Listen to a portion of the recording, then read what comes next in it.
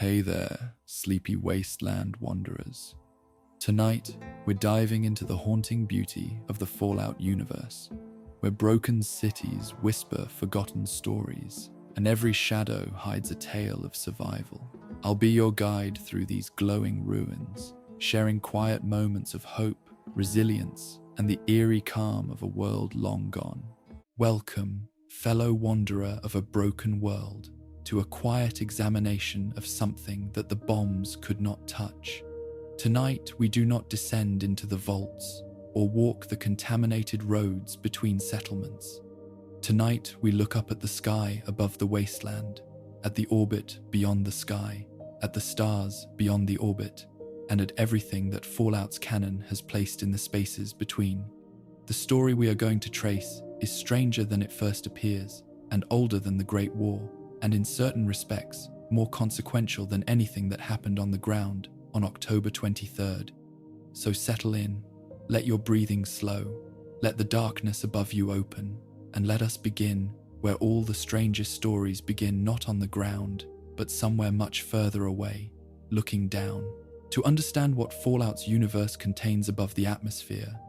it is necessary first to understand how its civilization diverged from ours in the domain of the sky, because the specific shape of that divergence determined everything about what the pre-war world was able to build in. Space, what it chose to build, what it left behind when the bombs fell, and what has been waiting 2 centuries later in the silence of low Earth orbit and the distances beyond it. The divergence is not merely technological but philosophical, reflecting the specific combination of ambition and blind spots that characterized a civilization that had solved some of the most difficult problems in physics, while failing to solve the comparatively simpler problem of sustaining itself on the planet it was trying to leave.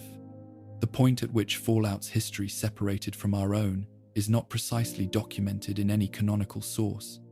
and this imprecision is appropriate because the divergence was not a single event, but a gradual process, a series of choices made at different moments by different institutions that compounded over decades into a technological,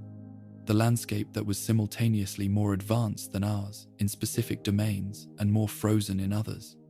The most visible expression of this compounding is the technology that the pre-war world ran on nuclear fusion cells, powering automobiles that looked like the product of 1950s industrial design,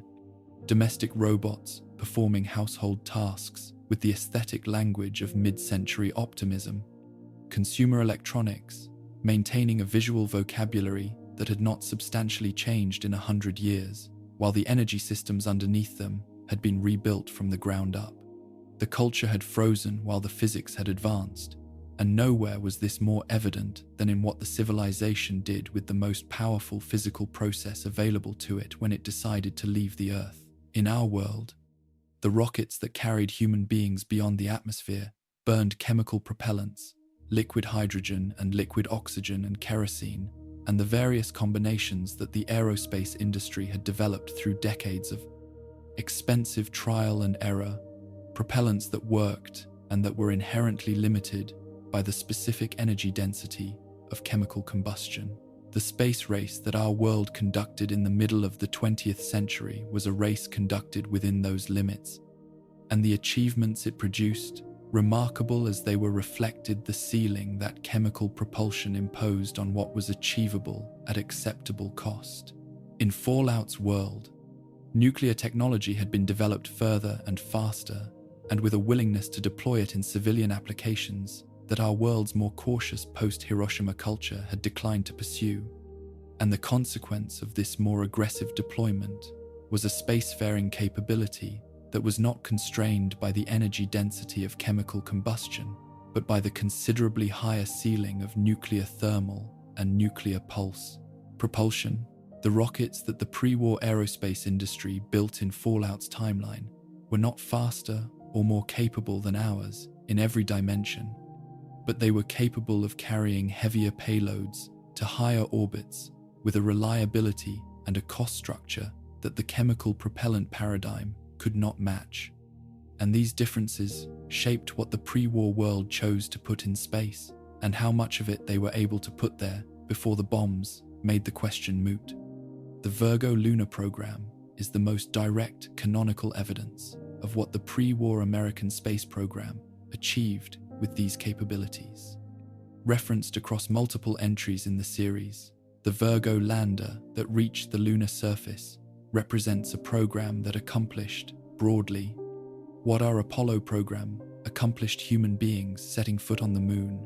planting a flag, collecting samples, returning safely, but within a cultural context that was, in every respect, more anxious and more brittle than the confident superpower, the confidence of the 1960s, that surrounded our own lunar achievement. The Virgo missions were conducted by a nation that was simultaneously fighting over the last significant oil deposits on Earth, rationing fuel for its own citizens, watching its social contract fray at every edge, and maintaining with extraordinary discipline the public aesthetic of confident optimism that the pre-war period had developed as its primary response to the catastrophe it could see approaching. The astronauts who flew Virgo missions were products of this culture, people who understood that what they were doing was genuinely remarkable and who performed it within a public relations framework that presented their achievement as the triumphant expression of American ingenuity and national will, rather than as what it also was, which was the product of a civilization that had invested in space, partly because space was one of the few domains where its anxiety about the future had not yet fully arrived. What the Virgo program left on the lunar surface is still there. The moon has no atmosphere to weather the physical artifacts of human presence, no geological activity to bury or alter them, no biological processes to decompose them. The lander and the equipment and whatever flag was planted by whatever crew first reached the surface sit in the same condition they arrived in, unchanged by the 2 centuries that have passed on the planet below. In this specific and literal sense, the pre-war space program's most visible achievement has outlasted everything else that civilization produced. Its cities are rubble, its institutions are gone, its population is either dead or transformed beyond recognition by radiation and mutation and the specific pressures of 2 centuries of survival, but its footprints on the moon are exactly as they were on the day they were made, and will remain so for longer than any human civilization has yet existed. Repcon Aerospace occupied a position in the pre-war space economy that is worth understanding carefully, because the company's post-war legacy, the test facility in Nevada that becomes the setting for one of New Vegas's most philosophically resonant quests, is inseparable from what the company was before the bombs fell. Repcon was not a government agency and not a primary contractor in the way that the largest pre-war aerospace corporations were. It was a serious, technically capable company that had developed its own launch vehicles, its own propulsion systems, and its own vision of what commercial spaceflight could accomplish, operating at a scale that was significant without being dominant, producing work that the industry respected without the company ever quite achieving the market position that would have given it the resources to pursue its vision without constraint.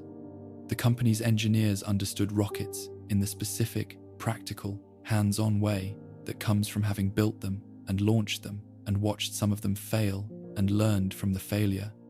And what they produced reflected that understanding: vehicles that worked, that flew reliably, that represented genuine engineering achievement rather than merely adequate performance of a contracted specification. The acquisition of Repcon by Robco Industries in the years before the Great War was the kind of transaction that happens in industries where the technically capable, smaller player lacks the financial resources to remain independent when the larger company decides that its capabilities are worth absorbing. Robco saw in Repcon not a business to be grown, but a capability to be acquired. The specific rocket engineering expertise and the launch facilities and the intellectual property that Repcon had developed, subordinated to Robco's broader corporate purposes, in the way that acquisitions of this kind always subordinate the acquired company's identity to the acquiring company's strategy. Whether Repcon's engineers found the acquisition congenial or catastrophic depends on which specific engineers you are asking about, and the records that survive in the test facility's terminals suggest a range of responses, from pragmatic accommodation to barely suppressed professional grief. What none of them could have predicted was that the acquisition would prove irrelevant within a few years, that the corporate strategy it served would cease to exist along with the corporation that had developed it, and that what would remain of Repcon's work would be the rockets themselves sitting in their silos in the Nevada desert, fueled and functional and waiting for 2 centuries for someone to decide where to point them. The orbital infrastructure that the pre-war United States had built with its nuclear-capable launch vehicles was not, in its primary purpose, a scientific or commercial enterprise. It was a military one. The satellites and platforms placed in orbit in the decades before the Great War were designed with the specific priorities of a nation that understood space primarily as the domain from which the next war would be fought, and the current peace would be enforced surveillance systems capable of observing any point on the planet's surface with a resolution that no ground-based intelligence gathering could match. Communications relays providing encrypted channels that could not be intercepted by any ground-based means, and capabilities that the public record does not fully document, and that the surviving wastelands records only partially illuminate. The classification systems surrounding the military orbital program were comprehensive enough that most pre-war citizens understood the civilian applications of the satellite network, the weather systems, the communications infrastructure, the navigational capabilities, without having any accurate understanding of the military applications that the same technical infrastructure enabled and that represented. In the government's institutional priority structure, the program's actual reason for being. The Great War did not destroy this infrastructure. It could not. The bombs fell on the surface, on the cities and the military installations and the infrastructure that sustained the civilization's daily function, but they could not reach the satellites in orbit above the atmosphere, and the electromagnetic effects of the nuclear exchange, severe as they were at ground level, were not uniformly lethal to hardened military orbital systems at the altitudes where those systems operated. Some of the pre-war orbital infrastructure was consequently still functional after the bombing, still circling the ruined planet, still performing its programmed functions, still transmitting to ground stations that in most cases no longer existed to receive the transmissions. 2 centuries after the Great War, certain elements of that infrastructure remain in operation, maintained by the one post-war organization with both the technical capability to manage orbital assets and the institutional interest in doing so. The Enclave's communications capabilities, its ability to reach across the continental ruin with broadcasts that no surface faction can match, depend directly on satellites that the pre-war military placed in orbit before the bombs fell, and that have continued to circle the ruined planet ever since, tended by the organization that has most thoroughly inherited the pre-war government's classified capabilities and the pre-war government's fundamental orientation toward the people below them as a population to be managed rather than citizens to be served. What the pre-war world built in space is, in the most important sense, the least of the space-related legacies that the wasteland has inherited, more significant than the orbital infrastructure, more consequential than the Repcon rockets in their Nevada silos, more strange and more permanent than anything that the pre-war civilization chose to put above the atmosphere, is the fact that the pre-war civilization was not the first to take an interest in what orbited above the Earth and what lived on its surface. The program that had been operating in the space above the planet for centuries before any human being had developed the technology to reach it was not a human program. Its researchers did not work for Vault Tech or Repcon or the United States government, and the specimens it had been collecting since at least the period of feudal Japan had not been asked whether they consented to participation in the research it was conducting. They were not asked because the question had not occurred to those doing the asking. This is perhaps the most honest summary of what the wasteland's full space history reveals about the relationship between intelligence and consideration, between the capacity to cross the distance between stars and the willingness to treat the beings encountered at the destination as something other than material for study. The pre-war world built its space program in the shadow of a much older one, and the older one had been collecting, cataloging, preserving, studying for longer than the pre-war world's most ancient human civilizations had existed.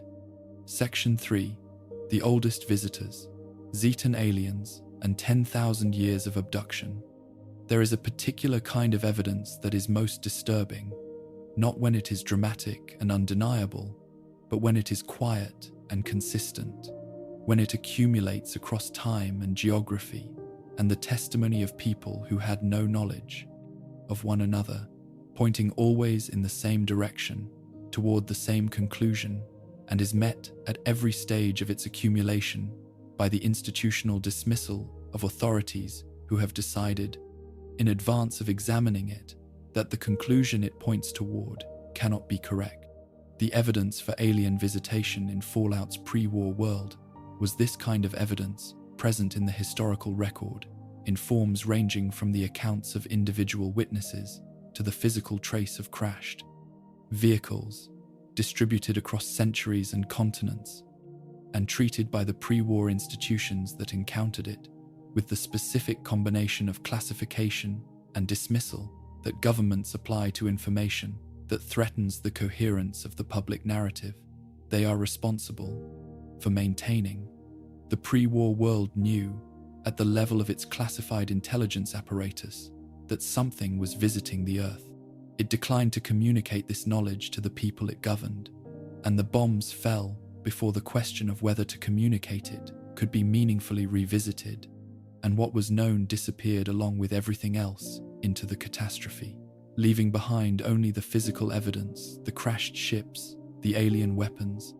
the frozen bodies for the wasteland to find without any of the institutional context that might have allowed the finding to be understood. The beings that canonical Fallout refers to as Zetans, a name derived from the stellar designation of the system from which they originate, are physically consistent with the specific alien form that the pre-war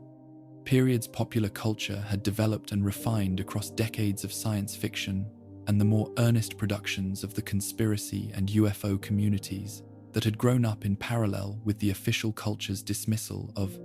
alien contact claims. They are small, with the specific combination of features, the large cranium, the attenuated limbs, the enormous dark eyes, the grey-green skin that had become, in the pre-war cultural imagination, synonymous with the concept of the alien visitor. Whether this correspondence between the canonical alien form and its popular representation reflects genuine folk memory of real encounters that the official record had suppressed, or whether it is something more uncanny, whether the human mind's tendency to generate consistent imagery around concepts it cannot fully process had produced, across thousands of years of actual contact, a representation that approximated the reality without any of the witnesses having access to the kind of evidence that would have allowed them to confirm that their imagination was accurate, is a question that the wasteland's surviving records do not settle, and perhaps cannot settle, because settling it would require a kind of systematic cross-referencing of evidence that the wasteland's surviving scientific community does not have the resources or the institutional continuity to conduct. What the records can settle is the timescale of the Zetan visitation program. The evidence for this timescale is preserved not in any archive or database, but in the cargo hold of the ship itself, in the cryogenic chambers where the specimens that the program has collected across the full span of its operational history are maintained in states of biological suspension, so complete that the people inside them have not aged a measurable fraction of a year since the moment of their abduction, however many centuries ago that moment occurred. Toshiro Kago is perhaps the most striking of these specimens in his historical remoteness, a samurai warrior from feudal Japan whose presence aboard Mothership Zeta places the Zetan visitation program's active operations in a period so distant from the wasteland's present that the distance itself becomes a form of evidence. The feudal Japanese period from which Kago was taken was not merely historically remote from the wasteland, it was remote from the pre-war world that the Great War destroyed, separated from it by centuries of human development that included the entire Industrial Revolution, the development of nuclear technology, the resource wars, and the bombing itself. Kago predates all of it. He was taken before any of it existed, and he is preserved aboard the ship with the same biological completeness as people taken last week or last year, or in the years immediately preceding the bombing, because the Zetan preservation technology does not distinguish between the historical periods of its specimens. It simply maintains them, all of them, in the condition of the moment of their capture, waiting for whatever purpose the program has assigned to them. The program's operation across this timescale requires a significant adjustment in how the Zetan visitation is understood. It is not a contemporary phenomenon, or even a recent one. It is an ancient program, older than the pre-war civilization that the Great War destroyed, older than the industrial civilization that preceded it, older than any institutional record that any human civilization has maintained. The Zetans have been visiting Earth since a period when human civilization was organized around feudal agricultural structures, and the most advanced military technology available was the katana. They have been observing, collecting, studying, and preserving specimens of humanity across the entire arc of the historical development that produced, eventually, the civilization that built Vault-Tec and Repcon, and the nuclear weapons that ended that civilization, and they observed all of it from above, from the orbital distance that the ship maintains, through instruments whose nature the wasteland's available evidence does not fully document. Every moment of human history that is preserved in any human archive has been observed in parallel by a research program operating from beyond the atmosphere. Every war, every political transformation, every technological development, every cultural shift that the human species has undergone across the centuries that the Zetan program has been active, has been witnessed by observers who were not human and who were not studying it out of any interest in the welfare of the civilization they were watching, but out of the specific, cold, comprehensive interest of researchers engaged in a long-term study whose parameters were set long before any living person was born. What the program has been doing with the specimens it collects, what research questions the cryogenic preservation serves,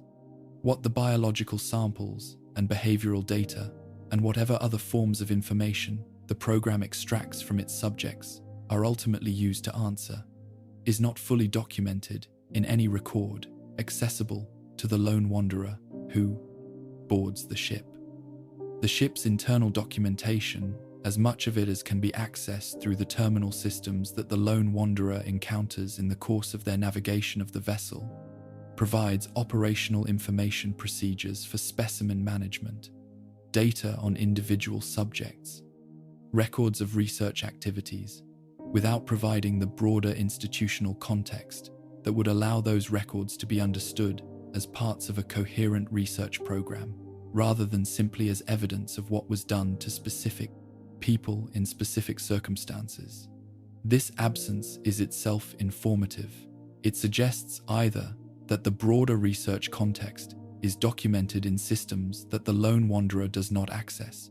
or that the program's overall purpose is so thoroughly embedded in the institutional culture of the civilization conducting it that it requires no documentation that the Zetans who staff the ship understand what they are doing,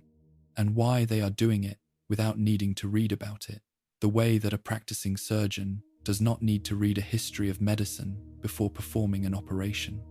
The ethical status of what the program has been doing across its operational history is a question that the alien research tradition apparently does not treat as a question requiring resolution, which is the most complete expression available of the difference between the program's institutional culture and any human moral tradition. Every human ethical framework that has grappled with the question of how to treat other conscious beings has arrived, through whatever path and with whatever qualifications and exceptions,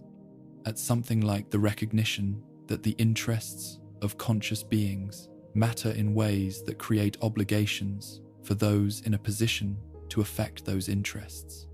The Zetan program's treatment of its human specimens, the abduction without warning or consent, the cryogenic imprisonment across periods measured in centuries, the biological interventions whose nature the specimens are not informed of, and whose effects they carry without understanding, reflects a relationship to human interests that does not acknowledge their existence as constraints on what the program does. This is not the cruelty of people who understand that they are causing harm and choose to cause it anyway. It is something more alien than cruelty, which is indifference so complete that the category of harm never becomes available to apply. Paulson, the 19th century frontier cowboy, whose cryogenic chamber the lone wanderer discovers in the course of their exploration of the ship, occupies a different position in the temporal spectrum of the program's specimens, closer to the present than cargo, but still separated from the wasteland by the entire history of the pre-war civilization's development and destruction. He is, in certain respects, the most immediately comprehensible of the program's ancient specimens, because the cultural context from which he was taken, the American frontier, with its specific combination of self-reliance and violence, and the particular moral universe of a period when the continent was being reorganized by force, in ways that the people doing the reorganizing understood as progress,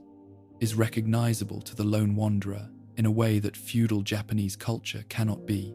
connected to the wasteland's own cultural heritage through the chain of American history that runs, however attenuated, from the frontier period through the pre-war period and into the post-war one. Paulson's presence aboard the ship is the presence of a recognizable ancestor, someone whose world the lone wanderer could not have inhabited, but whose basic emotional and practical vocabulary is not entirely foreign,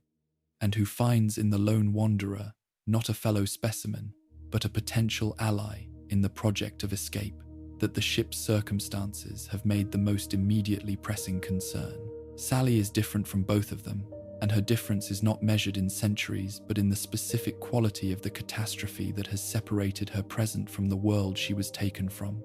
She was a child in the pre-war period, a person whose life was being lived within the civilization that the Great War would destroy, in the years immediately before the bombs fell, in the specific condition of childhood that requires the world to be a certain kind of stable and predictable and organized by adults who know what they are doing. The bombing that ended that world happened after her abduction, which means that she missed it, missed the specific moment of destruction that every other person alive in the wasteland either experienced or inherited as the foundational catastrophe of their world. She was not there for it. She was aboard a ship in orbit, in cryogenic suspension, preserved in the state she was in at the moment of her capture, while the world she had been taken from burned and the civilization she had been born into ceased to exist, and the long, difficult, extraordinary process of the wasteland's formation began without her. She has arrived in the post-war world not through the ordinary process of surviving the war, but through the specific and unprecedented route of having been absent from it, stored above it at orbital distance, and this route has produced in her a relationship to the present that is unlike any other survivor's relationship to the same present. She knows the pre-war world not as memory, which is what it is for the elderly wastelanders who experienced it, or as mythology, which is what it is for everyone born after the bombing, but as the immediate context from which she was taken and to which she cannot return because it no longer exists. The community that the lone wanderer eventually assembles from these temporarily scattered individuals, Soma, the pre-war wastelander whose pragmatic assessment of the situation proves as practically useful as any other skill available to the group, and the historical specimens who each bring to the alliance the specific capabilities their respective periods of training and experience have produced, is not merely a survival group. It is something stranger and, in certain respects, more significant than that. A gathering of human beings from periods spanning centuries of history, each carrying a different relationship to the world below the ship and a different understanding of what survival means and requires. United by the single circumstance of having all been taken by the same program operating across their respective historical moments and deposited in the same ship in conditions that make their cooperation the prerequisite for any of their individual survival. The alliance they form is built from the specific combination of incomprehension and necessity that unites people who have nothing in common except a shared problem, and it is, in its improbable composition, one of the most honest accounts available of how human cooperation actually forms, not from shared values or shared history or shared understanding of the world, but from the simpler and more fundamental recognition that a problem that cannot be solved alone might be solvable together. The question of what the Zetan program has been learning from its millennia of observation and specimen collection, what the research has produced, what conclusions have been drawn, what the civilization conducting it understands about the human species that the human species does not understand about itself, is one that the wasteland cannot answer from the evidence available to it. The ship contains the data, the ship contains the specimens. The ship contains whatever research has been conducted on those specimens across the centuries of the program's operation. But the institutional context within which all of this data exists, the research questions it was collected to answer, the theoretical frameworks within which it has been analyzed, the conclusions that have been drawn and communicated to whatever audience the program reports to, is locked away in systems and in a language and in a conceptual framework that the lone wanderer cannot access, and that the wasteland's surviving scientific community could not interpret if they could access it. The program has been learning something about humanity across 10,000 years of observation. What it has learned is not available to the species that has been learned about. This asymmetry is perhaps the most complete expression of the power relationship between the observer and the observed, the researcher and the researched, the institution that designs the study and the population that is its subject, a relationship that, once recognized, is impossible not to see reflected in the structures of the pre-war world's own experimental programs, which operated according to the same fundamental logic and produced the same fundamental indifference to the interests of the people within them. Section 4. Mothership Zeta. Life aboard Earth's orbital prison. The experience of arriving on Mothership Zeta without having chosen to go there is an experience that the lone wanderer shares with every human being who has ever been aboard the vessel, which is to say, an experience shared by every human being who has ever been aboard the vessel at all, since the Zetan boarding process does not involve invitations or negotiations or the kind of graduated approach that might give the person being approached any opportunity to respond to what is happening before it has already happened. The radio signal that draws the lone wanderer to the crashed alien scout pod in the capital wasteland does not announce itself as a trap or as a summons, or as anything other than an anomalous transmission that the Pip-Boy registers and the lone wanderer investigates with the same practical curiosity that the wasteland's survival requirements have made the operating principle of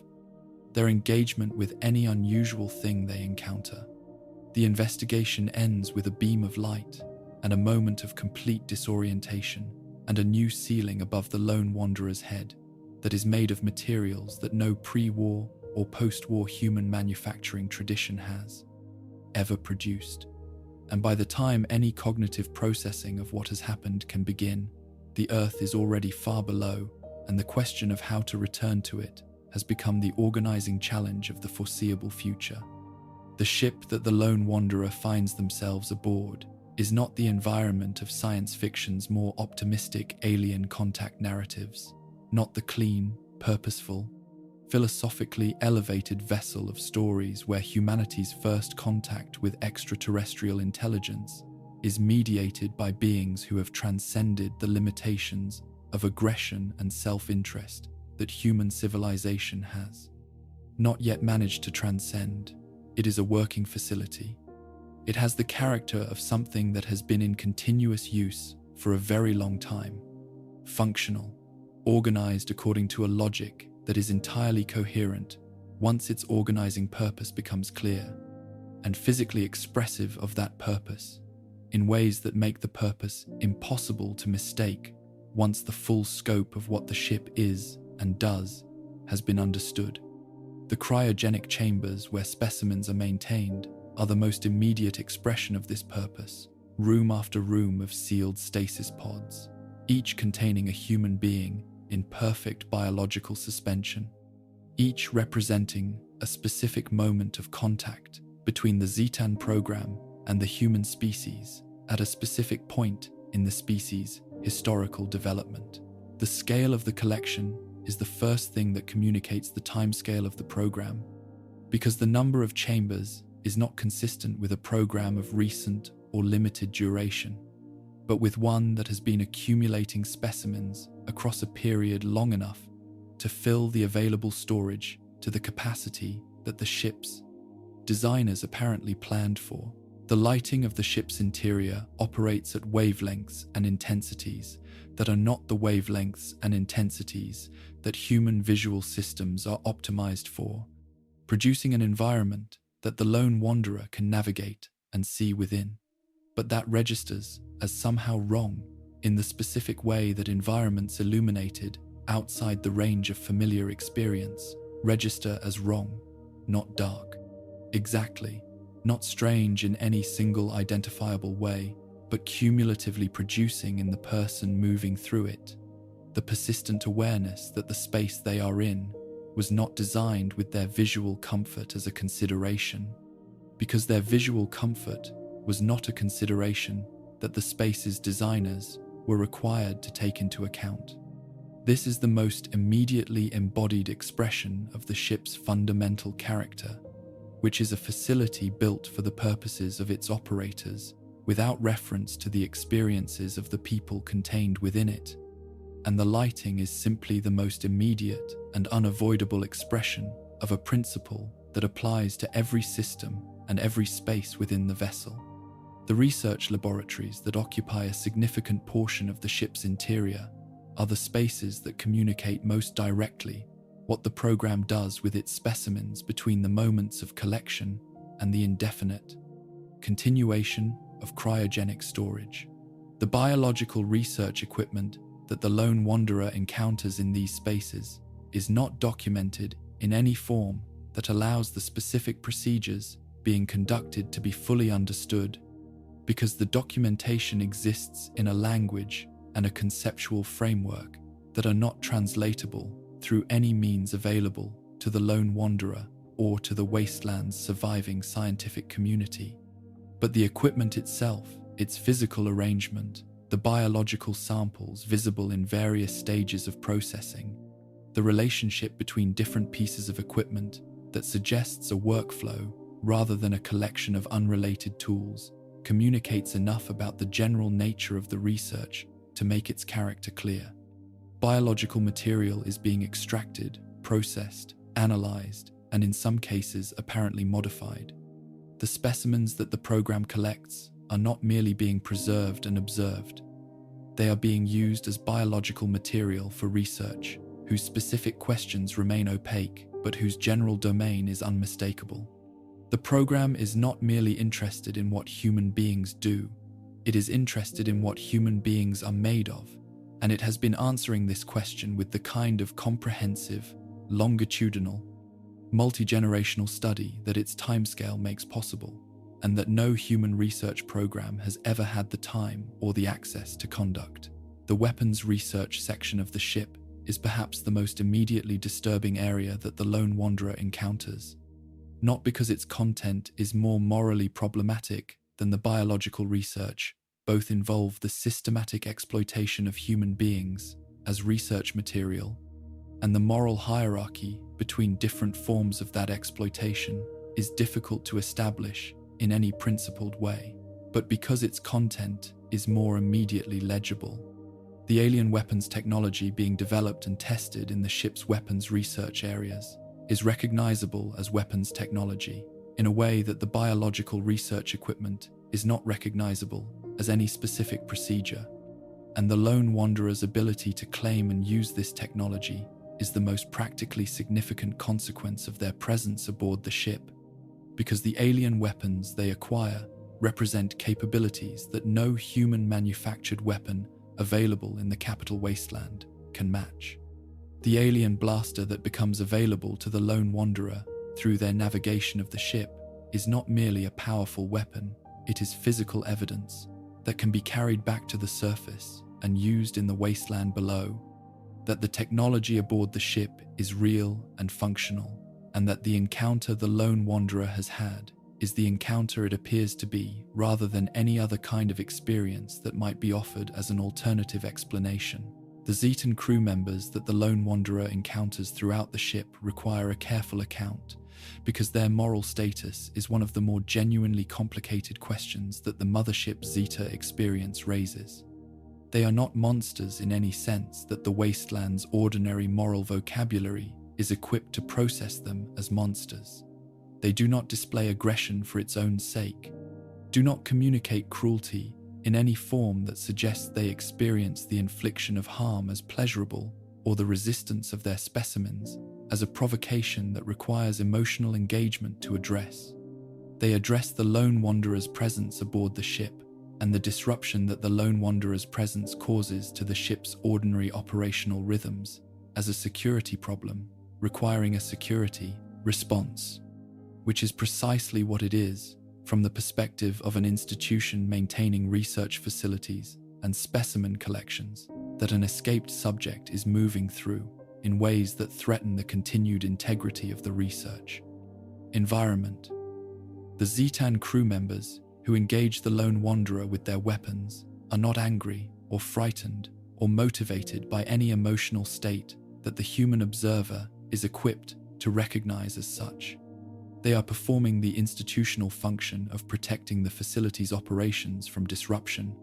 with the specific combination of efficiency and indifference that characterizes every security response by personnel who understand their role as operational rather than personal.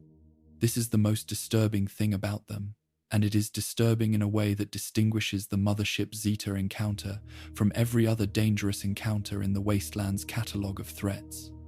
The deathclaw that attacks a traveler is motivated by predatory instinct. It is dangerous in the way that apex predators are dangerous, with the specific character of a creature that the wasteland's ecology has produced through the same radiation-accelerated evolutionary logic that produced everything else in the wasteland's transformed ecosystem. The raider who attacks a settlement is motivated by the specific combination of desperation and cultural formation that raider culture produces in the people. It contains dangerous in the way that human beings with insufficient resources and sufficient weapons are always dangerous, in a way that a traveler with adequate understanding of raider psychology can predict and respond to. The Zetan crew member who fires on the lone wanderer is motivated by institutional protocol, by the operational specification that an unauthorized presence in a secure research facility constitutes a threat requiring elimination. And this motivation is not one that any amount of human psychological understanding can engage with, because it is not a psychological motivation in any sense that the human psychological vocabulary was developed to address. There is no appeal to self-interest, no appeal to shared circumstances, no communication of suffering or consequence that would constitute a form of leverage on a being whose engagement with the situation is entirely procedural. They do what the protocol specifies. This is the entirety of what they are doing,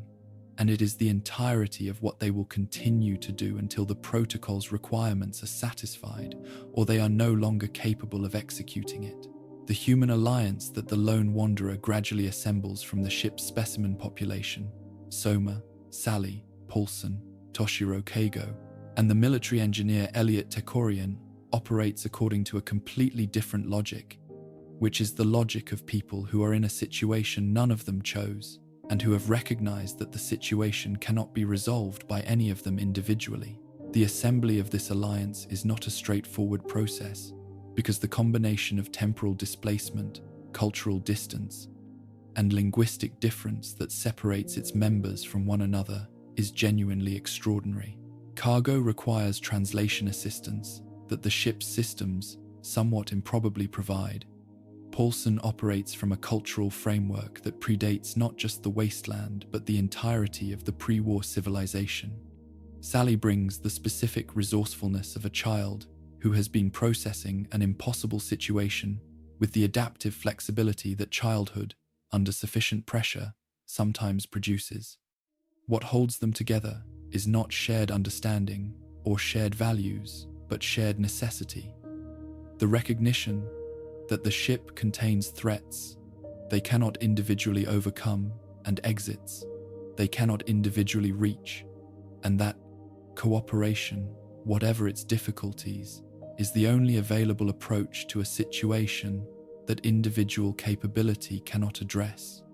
The question of what control of the ship means, what the lone wanderer's eventual wresting of operational authority over the vessel from its alien crew represents for the wasteland below, is one that the experience of the quest does not fully resolve,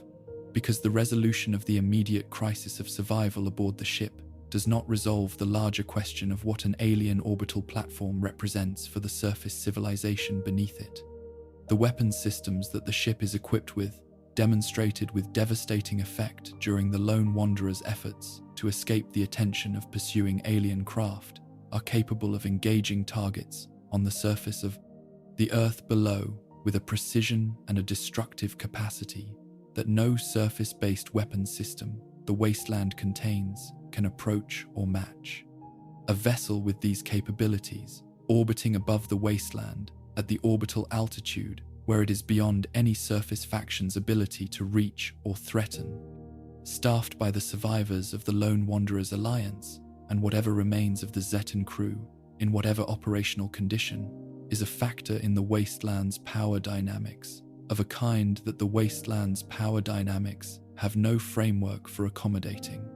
The NCR and Caesar's Legion and the Brotherhood of Steel and every other faction whose competition shapes the wasteland's political landscape has developed its strategic understanding in relation to threats and capabilities that exist on the surface, and that can be engaged through the conventional military and diplomatic means that surface-bound factions have developed. None of them have developed any means of engaging a threat that exists in orbit, because none of them have ever previously needed to engage such a threat, and none of them know that the need now exists. The lone wanderer who descends from Mothership Zeta, however the descent is accomplished,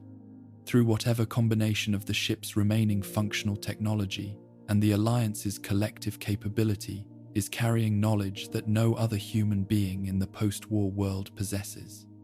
They know that the orbital platform exists. They know what it contains. They know what its capabilities are. They know, in the most immediate and embodied possible sense, what the Zetan program has been doing to human beings across the centuries of its operation,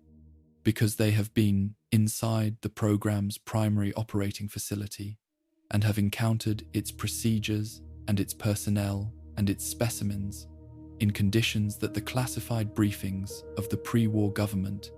had they survived, could not have made more direct. And they return to a wasteland that does not know any of this, that lacks any framework for understanding what the lone wanderer has experienced, even if the lone wanderer were able to communicate it fully, and that will not be in a position to respond to any of it, because response requires resources and institutional infrastructure and a scientific community capable of processing and acting on information about orbital threats that the wasteland simply does not have. The most consequential thing that has happened in the wasteland's history is visible only from orbit. The wasteland cannot see it from the ground, and so the wasteland does not know it has happened, and the knowing and the not knowing exist simultaneously in the single consciousness of the person who came back down.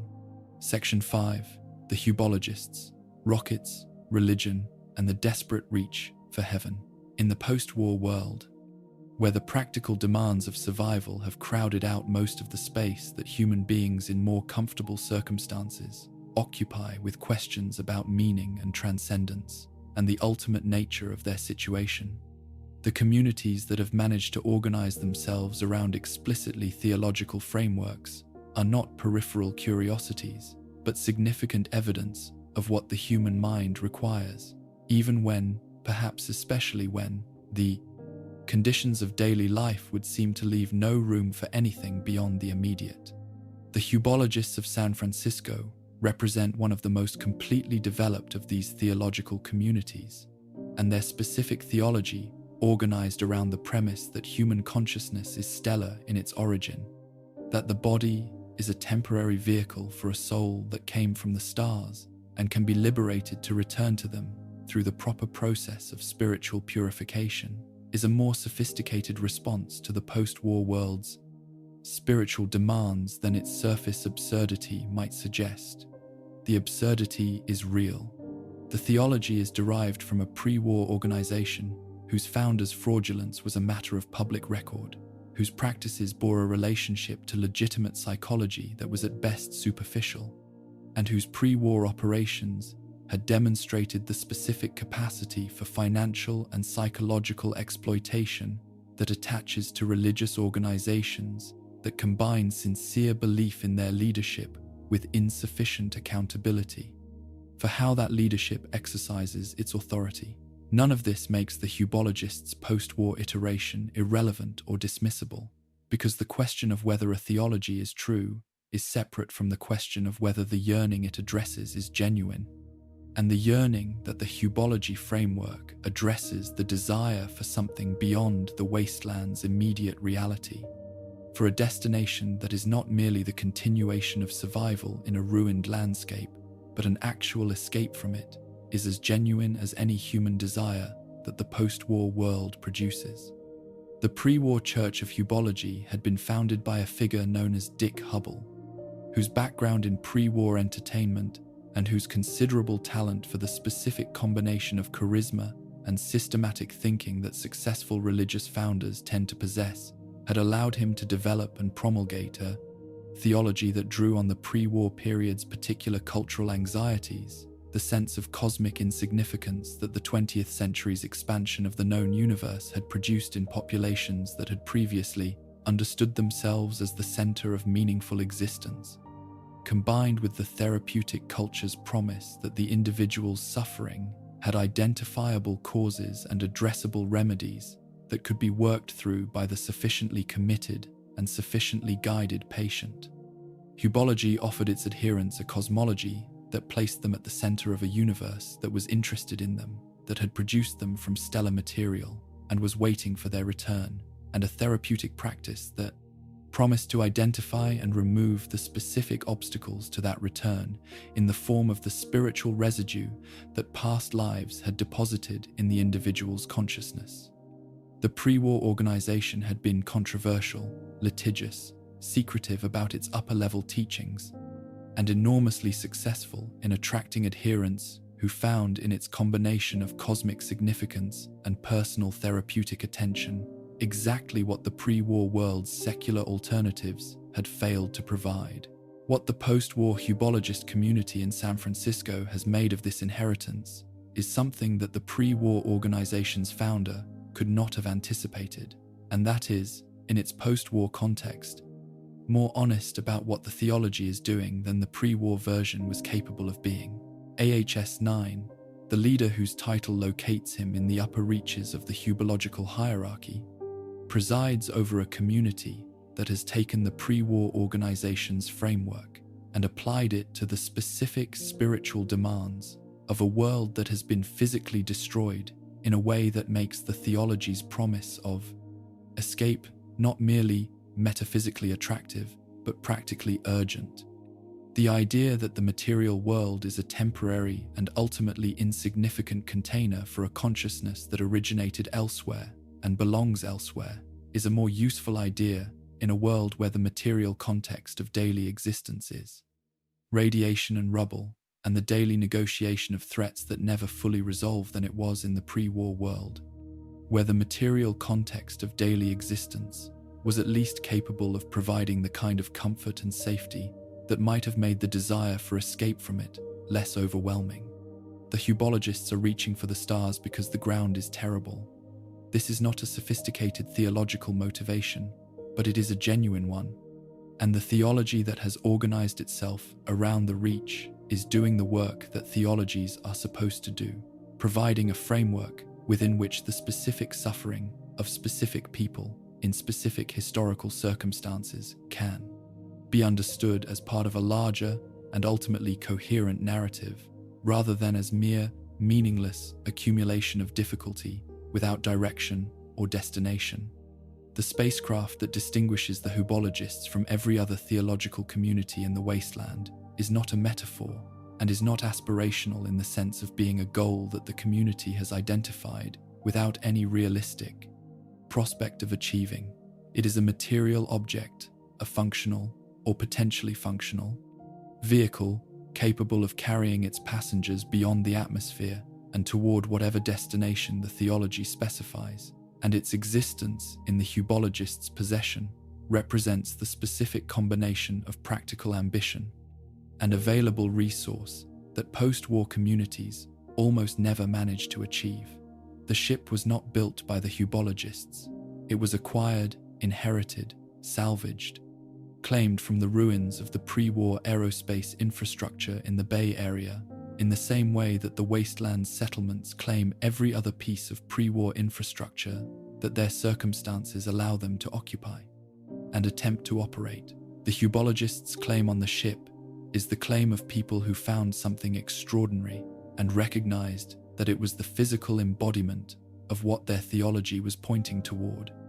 and who organized their community around the project of making it capable of going where the theology promised it could go, with an intensity of collective purpose that reflects the specific seriousness of people who believe,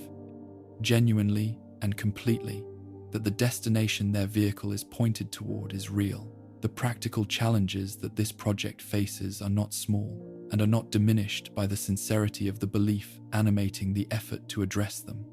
A pre-war spacecraft, however soundly engineered in its original design, requires for its continued operational integrity a level of technical expertise and a supply of components and propellants, and the kind of systematic maintenance that the pre-war aerospace industry had developed institutional infrastructure specifically to provide. The Hubologist community is attempting to provide all of this with the resources available to a religious community in San Francisco, which is to say, with the resources available to a post-war community that has prioritized spiritual and organizational coherence over the accumulation of technical expertise and material supply chains that a spaceflight program requires as its most fundamental prerequisites. They have people who believe, they have people who work, they have, in certain of their members, a degree of technical capability that is remarkable given the conditions under which it was developed. They do not have, and cannot easily acquire, the full range of what launching a spacecraft into a trajectory capable of reaching their intended destination requires, and the gap between what they have and what they need is the practical expression of the gap between faith and engineering, that every attempt to accomplish a genuinely difficult physical task through the primary vehicle of sincere belief eventually encounters. The Chosen One's involvement in the Hubologist quest is one of the moral situations in the Fallout series that resists the simplifying pressure that the game's quest structure tends to apply to ethical complexity. Pressure to identify a clearly correct response that a good character would choose and a clearly incorrect response that a bad character would choose, and to present the player with the choice between them in a form that makes distinction legible from within the game's own moral framework. Helping the Hubologists prepare their ship for launch is not obviously virtuous, because the help enables an outcome whose physical consequences for the people being helped are deeply uncertain. The possibility that a pre-war spacecraft prepared for launch by a community whose technical resources are not adequate to the full requirements of the preparation, staffed by people whose sincerity of belief is not a substitute for the engineering expertise that interplanetary flight requires,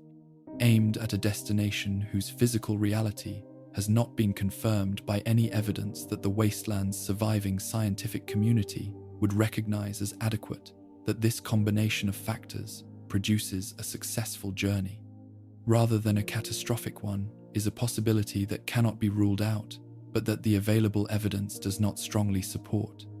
And yet declining to help is not obviously virtuous either, because the Hubologists' desire to leave is not a delusion to be managed by someone who knows better, but an expression of the specific form that the post-war world's most basic human yearning, the yearning for something beyond the immediate reality of the wasteland, has taken in this particular community, and the question of whether an outsider's uncertainty about the physical outcome of the attempt justifies preventing people from making it is a question that does not have a comfortable answer. What the Hubologists ultimately represent in the broader context of Fallout space lore is the specific human response to the existence of the sky above a ruined world, the recognition that the sky is not merely a ceiling, but a direction, and that pointing oneself in that direction with whatever means are available, however inadequate those means may be to the full requirements of the journey, is a form of refusing the limitation that the wasteland's immediate reality seems to impose on what is possible. The pre-war world reached for the stars with the enormous institutional machinery of a superstate's aerospace program, with the classified military satellites and the corporate launch vehicles and the government-funded lunar missions that represented the most expensive and most technically sophisticated, sustained human effort in the history of the corporate lunar species up to the moment of its interruption by the bombs. The Hubologists are reaching for the same sky with a salvaged spacecraft and a theological framework that their founder designed partly for the purpose of separating pre-war Californians from their disposable income. The difference in means is absolute. The direction is the same. And the question of whether the sincerity of the reaching matters independently of the adequacy of the means, whether pointing toward the stars with whatever you have is a form of dignity, regardless of whether the pointing produces the intended arrival, is the question that the Hubologist community poses to anyone who encounters it with enough attention to recognize that the question is being posed. Section 6, Repcon and the Bright Brotherhood, a post-war congregation aimed at the sky. The Repcon aerospace test facility sits in the Nevada desert at a remove from the nearest settlement that reflects not any particular strategic calculation about defensibility or resource proximity, but simply the ordinary logic of pre-war industrial siting. The logic that places facilities whose operations involve the controlled combustion of large quantities of propellant at distances from populated areas sufficient to make the consequences of a failed test manageable rather than catastrophic. The building itself, in the condition the courier finds it when the events of Fallout New Vegas bring them to its doorstep, is less damaged than most pre-war structures of comparable age and isolation. The bombs did not fall directly on it. The intervening 2 centuries have not subjected it to the kind of sustained human activity that tends to accelerate the decay of abandoned infrastructure, and the specific construction standards of a facility that was designed to survive the incidental violence of rocket testing have proved, as it turned out, adequately robust for the incidental violence of nuclear fallout at a sufficient distance. The building stands. Its systems, in certain critical respects, still function. The rockets in its silos are, in the most important of their technical particulars, still capable of doing what rockets are supposed to do. What the facility requires, after 2 centuries of dormancy, is not reconstruction, but the more difficult and less glamorous work of recommissioning, of finding and addressing the specific degradation that time and abandonment have worked on a complex system, restoring to operational status the components that have drifted out of tolerance, while the components that have held their specifications continue to hold them. What the facility also requires, and what the courier discovers is the more immediately pressing problem when they arrive, is the resolution of a territorial dispute whose specific participants would have been entirely outside the anticipation of the pre-war engineers who built the facility and who planned, presumably, for the possibility of mechanical failure and fuel degradation and the ordinary technical challenges of maintaining aerospace infrastructure across extended periods of non-use, but who did not plan for the possibility that their facility would be occupied simultaneously by a congregation of glowing ghouls in the basement and a collection of paranoid, psychologically damaged supermutants on the upper floors, each group sufficiently motivated by their respective circumstances to make the facility's recommissioning impossible without the intervention of a third party capable of navigating the specific combination of violence and negotiation that the situation requires. The Nightkin who occupy the Repcon facility's upper levels are, as noted in an earlier section of this account, the long-term psychological casualties of the Stealth Boy technology that Big Mountain's unconstrained research program released into the wasteland without the safety characterization that adequate research ethics would have, demanded before any distribution of a psychoactive technology to a population that had no means of understanding its risks or managing its consequences. They are, in the form the courier encounters them,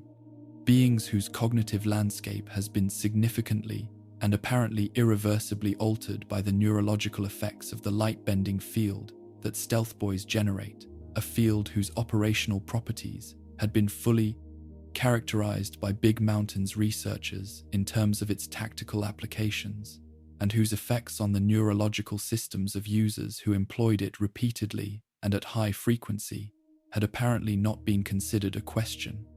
worth investigating before the technology was made available to anyone who could find or purchase a unit. The paranoia that characterizes the Nightkin's social world is not merely a behavioral tic or a personality quirk in the ordinary psychological sense. It is a fundamental reorganization of the cognitive processes through which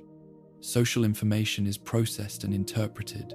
producing in the beings it affects a relationship to the presence of others that is organized around threat detection in a way that normal social cognition is not, and that generates threat assessments in circumstances where the available evidence does not support them with a frequency and an intensity that makes sustained non-violent interaction with the Nightkin a challenge requiring the specific combination of patience and situational awareness that the courier, if they have survived to this point in the Mojave, has presumably developed. Davison, the Nightkin leader whose authority over the group occupying the Repcon facility, reflects both his relative cognitive stability compared to the other members of his band and his practical effectiveness in securing the resources and the 30 territory that the group requires, believes that the facility contains a cache of stealth boys that will address the specific need that has become the organizing principle of his group's existence in the post-stealth boy landscape. The belief is simultaneously understandable and tragic in the specific way that things are tragic when they are the direct expression of the damage that has been done to the beings holding them. Davison wants stealth boys because his people need stealth boys, and the need itself is the symptom of the damage that the stealth boys have already caused, and the satisfaction of the need will cause more of the same damage, while also, temporarily and inadequately, addressing the withdrawal symptoms that the discontinuation of stealth boy use has produced in beings whose neurological systems have been reorganized around the technology's presence. The cycle is complete and self-reinforcing, and the courier's navigation of it, whatever specific approach they take to resolving the Nightkin's presence in the facility in a way that allows the Bright Brotherhood's operations to continue, is navigation of the specific kind of problem that has no clean solution, because the damage that produced it cannot be undone by any intervention available to the wastelands. Resources. The Bright Brotherhood, in its basement sanctuary beneath the contested upper floors, is a community whose existence the pre-war period could not have produced, and the post-war period could not have designed a congregation of glowing ghouls organized around a theology of departure, led by a figure whose ghoulification has not eliminated, but has, in certain respects, clarified the specific form that human spiritual yearning takes when the human biological substrate it originally occupied has been so thoroughly transformed that the ordinary human frameworks for understanding oneself in relation to the world are no longer adequate to the situation. Jason Bright was a person before he was what the courier finds in the basement of the Repcon facility, and the person he was, the pre-war individual whose biography the game provides only in fragments, whose specific history before the ghoulification that transformed him the available records do not fully document, was a person capable of the kind of sustained intellectual and spiritual engagement with the questions of existence that the post-war world does not typically provide the conditions for, because the questions of existence are a luxury that only becomes available when the questions of immediate survival have been adequately addressed, and the post-war world does not, in most of its inhabited regions, provide adequate conditions for the addressing of immediate survival questions to a degree that leaves intellectual and spiritual inquiry available as a regular occupation. The theology that Bright has developed in the Repcon facility's basement is not merely an adaptation of a pre-existing religious framework to post-war conditions in the way that some wasteland communities have adapted pre-war religious traditions, maintaining the general structure of the tradition while adjusting its specific content to the circumstances of the world the tradition now finds itself operating in. It is something more specific and more personal than that a theology built from the specific combination of his own transformed biological condition, the physical environment of the facility he has found himself in, and the particular form that the human yearning for transcendence takes in beings whose bodies have been so thoroughly altered by radiation that the ordinary human relationship between biological embodiment and spiritual aspiration has been reorganized in ways that the ordinary human theological traditions are not equipped to address. The far beyond that the Bright Brotherhood is oriented toward is described in the theological language that Bright has developed to give the community's aspiration a framework coherent enough to organize collective action around. And the language is genuinely religious in the sense that it addresses genuinely religious questions. Questions about the ultimate nature of the community's situation, about what lies beyond the ordinary boundaries of their experience, about what the transformed beings they have become are ultimately for, and where they ultimately belong. What makes it unusual among wasteland theologies is the relationship between the theological claim and the physical infrastructure that the theology is organizing its community to use the rockets in the silos above, whose existence converts the far beyond from a purely metaphysical destination into something that the community can point a vehicle at and attempt to reach by the application of sufficient thrust in the correct direction. The rockets that Repcon's pre-war engineers built and installed in the facility's launch silos are, in the condition the courier finds them, not museum pieces or failed prototypes, or the kind of degraded infrastructure that 2 centuries of abandonment has rendered functional only in the most optimistic and theoretical sense of the word. They are vehicles that were designed to fly and that retain, after 2 centuries of dormancy, in conditions that the facility's continued structural integrity has made less hostile than they might otherwise have been. Enough of the engineering quality that their designers invested in them to make the question of their launch a practical engineering problem, rather than a fantasy. The problem is practical, but not simple. 2 centuries of inactivity have worked on the rocket systems in ways that require specific technical attention before launch can be safely attempted, and the fuel mixture that the engines require has degraded in its storage containers in ways that the Brotherhood's own technical capability has not been adequate to address without assistance. The courier's ability to provide that assistance to find or synthesize the specific chemical components that the degraded fuel requires for restoration to the specifications that the engines were designed to operate on, or to address the other technical challenges that the recommissioning process presents, is the practical prerequisite for the theology's physical implementation. And the courier's decision about whether to provide it is, as with the Hubologists situation, a decision that the game's moral framework does not reduce to a simple choice between correct and incorrect responses. What makes the Bright Brotherhood situation morally different from the Hubologists, though the surface similarity between 2 post-war religious communities seeking to launch rockets at theological destinations, might suggest that the moral dimensions of the 2 situations are equivalent, is the specific character of what the Brotherhood is fleeing and what the far beyond represents in relation to that flight. The Hubologists are reaching for the stars because the stars represent, within their theological framework, the origin and destination of the human soul, a metaphysical claim about the ultimate nature of human consciousness that is not directly tied to the specific material conditions of the post-war world as the cause of the reaching. The Bright Brotherhood is leaving Earth because Earth,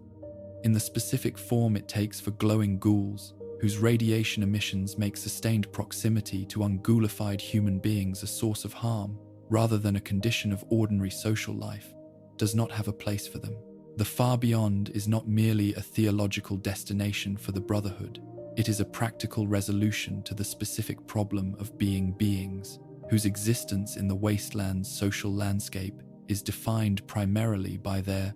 incompatibility with the ordinary conditions of that landscape. Beings who cannot safely share space with the human communities that constitute the wasteland's social world without causing the specific harm that their transformed biology produces simply through the ordinary physical fact of their presence. The launch, if the courier assists in making it possible, is the physical expression of this resolution, the Brotherhood ascending in rockets that the pre-war world built for purposes entirely unrelated to the transportation of glowing ghoul congregations to theological destinations, pointed at a sky that may or may not contain the far beyond in any form that the theology has specified, carrying with them the specific combination of faith and necessity that has organized their existence in the Repcon facility's basement for the years that the facility has been their home. Whether what awaits them beyond the atmosphere constitutes the far beyond, or simply the vacuum of interplanetary space, whether the rockets carry them to a destination the theology can recognize, or to an end that the theology did not specify, is not knowable from the ground, and is not, perhaps, the question that matters most about the launch. What matters most about the launch is what it represents as an act, the refusal of a community of beings that the wasteland's ordinary social organization has no place for, to accept the limitation that the absence of a place implies. The insistence that reaching towards something beyond the immediate reality of the situation is worth doing even when the outcome of the reaching cannot be guaranteed, and the specific dignity of beings whose transformed biology has been organized by the wasteland's human communities as a reason for exclusion, choosing to leave on their own terms rather than on terms that the excluding communities have defined. The Repcon facility itself, after the Brotherhood's departure and the Nightkin situation's resolution, remains as the physical record of everything that has occurred within it. The pre-war engineering achievement of the rockets that flew, the post-war theological community that organized itself around the possibility of their flight, the paranoid supermutants who occupied its upper floors, with the specific combination of territorial aggression and cognitive damage that the stealth boy technology had produced in them, and the courier's navigation of all of these simultaneous realities in the specific way that the courier's particular combination of capability and choice allowed. It is a building whose history is more layered than its exterior suggests, and whose layers are each the expression of a different human or post-human community's attempt to find in an extraordinary pre-war artifact, a collection of functional rockets in the Nevada desert, the means of addressing the specific need that the community's circumstances had made most pressing. The pre-war engineers needed to test rocket systems. The Bright Brotherhood needed to leave the Earth. The Nightkin needed stealth boys and the territory to store them in, and the relative safety of a building whose structure provided adequate cover from the threats of the open wasteland. The courier needed whatever the courier needed, and found at Repcon something that the facility's original designers would not have recognized as the purpose for which they built it, but that the post-war world had made through the specific combination of circumstances that the post-war world generates, the purpose that the facility actually served. Section 7. The Cabot Inheritance. 4 centuries of alien science. The story of Lorenzo Cabot and his family begins in the way that the most consequential stories in the Fallout universe tend to begin, not with any dramatic rupture or any obviously significant event, but with the ordinary activity, a person pursuing a professional interest in a specific corner of the pre-war world's intellectual landscape, an activity that proceeds according to the ordinary logic of that pursuit, until the moment when it encounters something that the ordinary logic of any human intellectual pursuit is not equipped to process. And that moment reorganizes everything that comes after it in ways that the person encountering it could not have anticipated, and that the reorganization itself does not stop producing consequences even across the centuries that the encounter's initial moment recedes into history. Lorenzo Cabot was an archaeologist. He was a wealthy man, which, in the pre-war world, meant a man whose pursuit of his professional interests was not constrained by the funding requirements and institutional oversight that shaped the research programs of his academic contemporaries, a man who could go where his interest directed him and examine what he found there without the mediation of grant committees or peer review processes or the specific institutional pressures that constrain the directions in which legitimate academic research is permitted to move. This freedom was not, in Lorenzo's case, a freedom from rigor. The records of his pre-war work that survive in the Cabot family's Boston mansion and in the documentation associated with the Parsons State Insane Asylum suggest a researcher of genuine intellectual seriousness, whose approach to the material culture of ancient civilizations was systematic and careful in the ways that good archaeological work is systematic and careful. It was a freedom from accountability, which is a different thing, and the difference between freedom from the constraints of rigor and freedom from the constraints of accountability is the difference that matters in Lorenzo's case, because what he found in the Middle East in the decades before the Great War was something that no institutional framework of accountability would have permitted him to handle the way he handled it. The artifact whose discovery transformed everything about Lorenzo Cabot's life, and through the specific mechanism of the transformation it worked on his biology, everything about the lives of the people around him, is described in the available records with the specific combination of fascination and inadequacy that characterizes every human attempt to describe something that falls outside the available descriptive vocabulary. It was not made by human hands, this much was clear to Lorenzo from his first examination of it, because the material from which it was constructed was not consistent with any human manufacturing tradition at any period of recorded history. The methods by which it had been shaped bore no relationship to any tool-making technology that the archaeological record documented, and the specific physical properties it exhibited under examination were not consistent with any material science that the pre-war period had developed the theoretical framework to explain. It was old how old the available records do not precisely specify, but old in the sense that the civilization that produced it was ancient beyond the reach of any human archaeological tradition, older than the civilizations whose ruins the pre-war archaeological community had learned to date through the accumulated methods of a century's disciplined investigation of the material past. Lorenzo understood what he had found in the broad sense an artifact of extraterrestrial origin,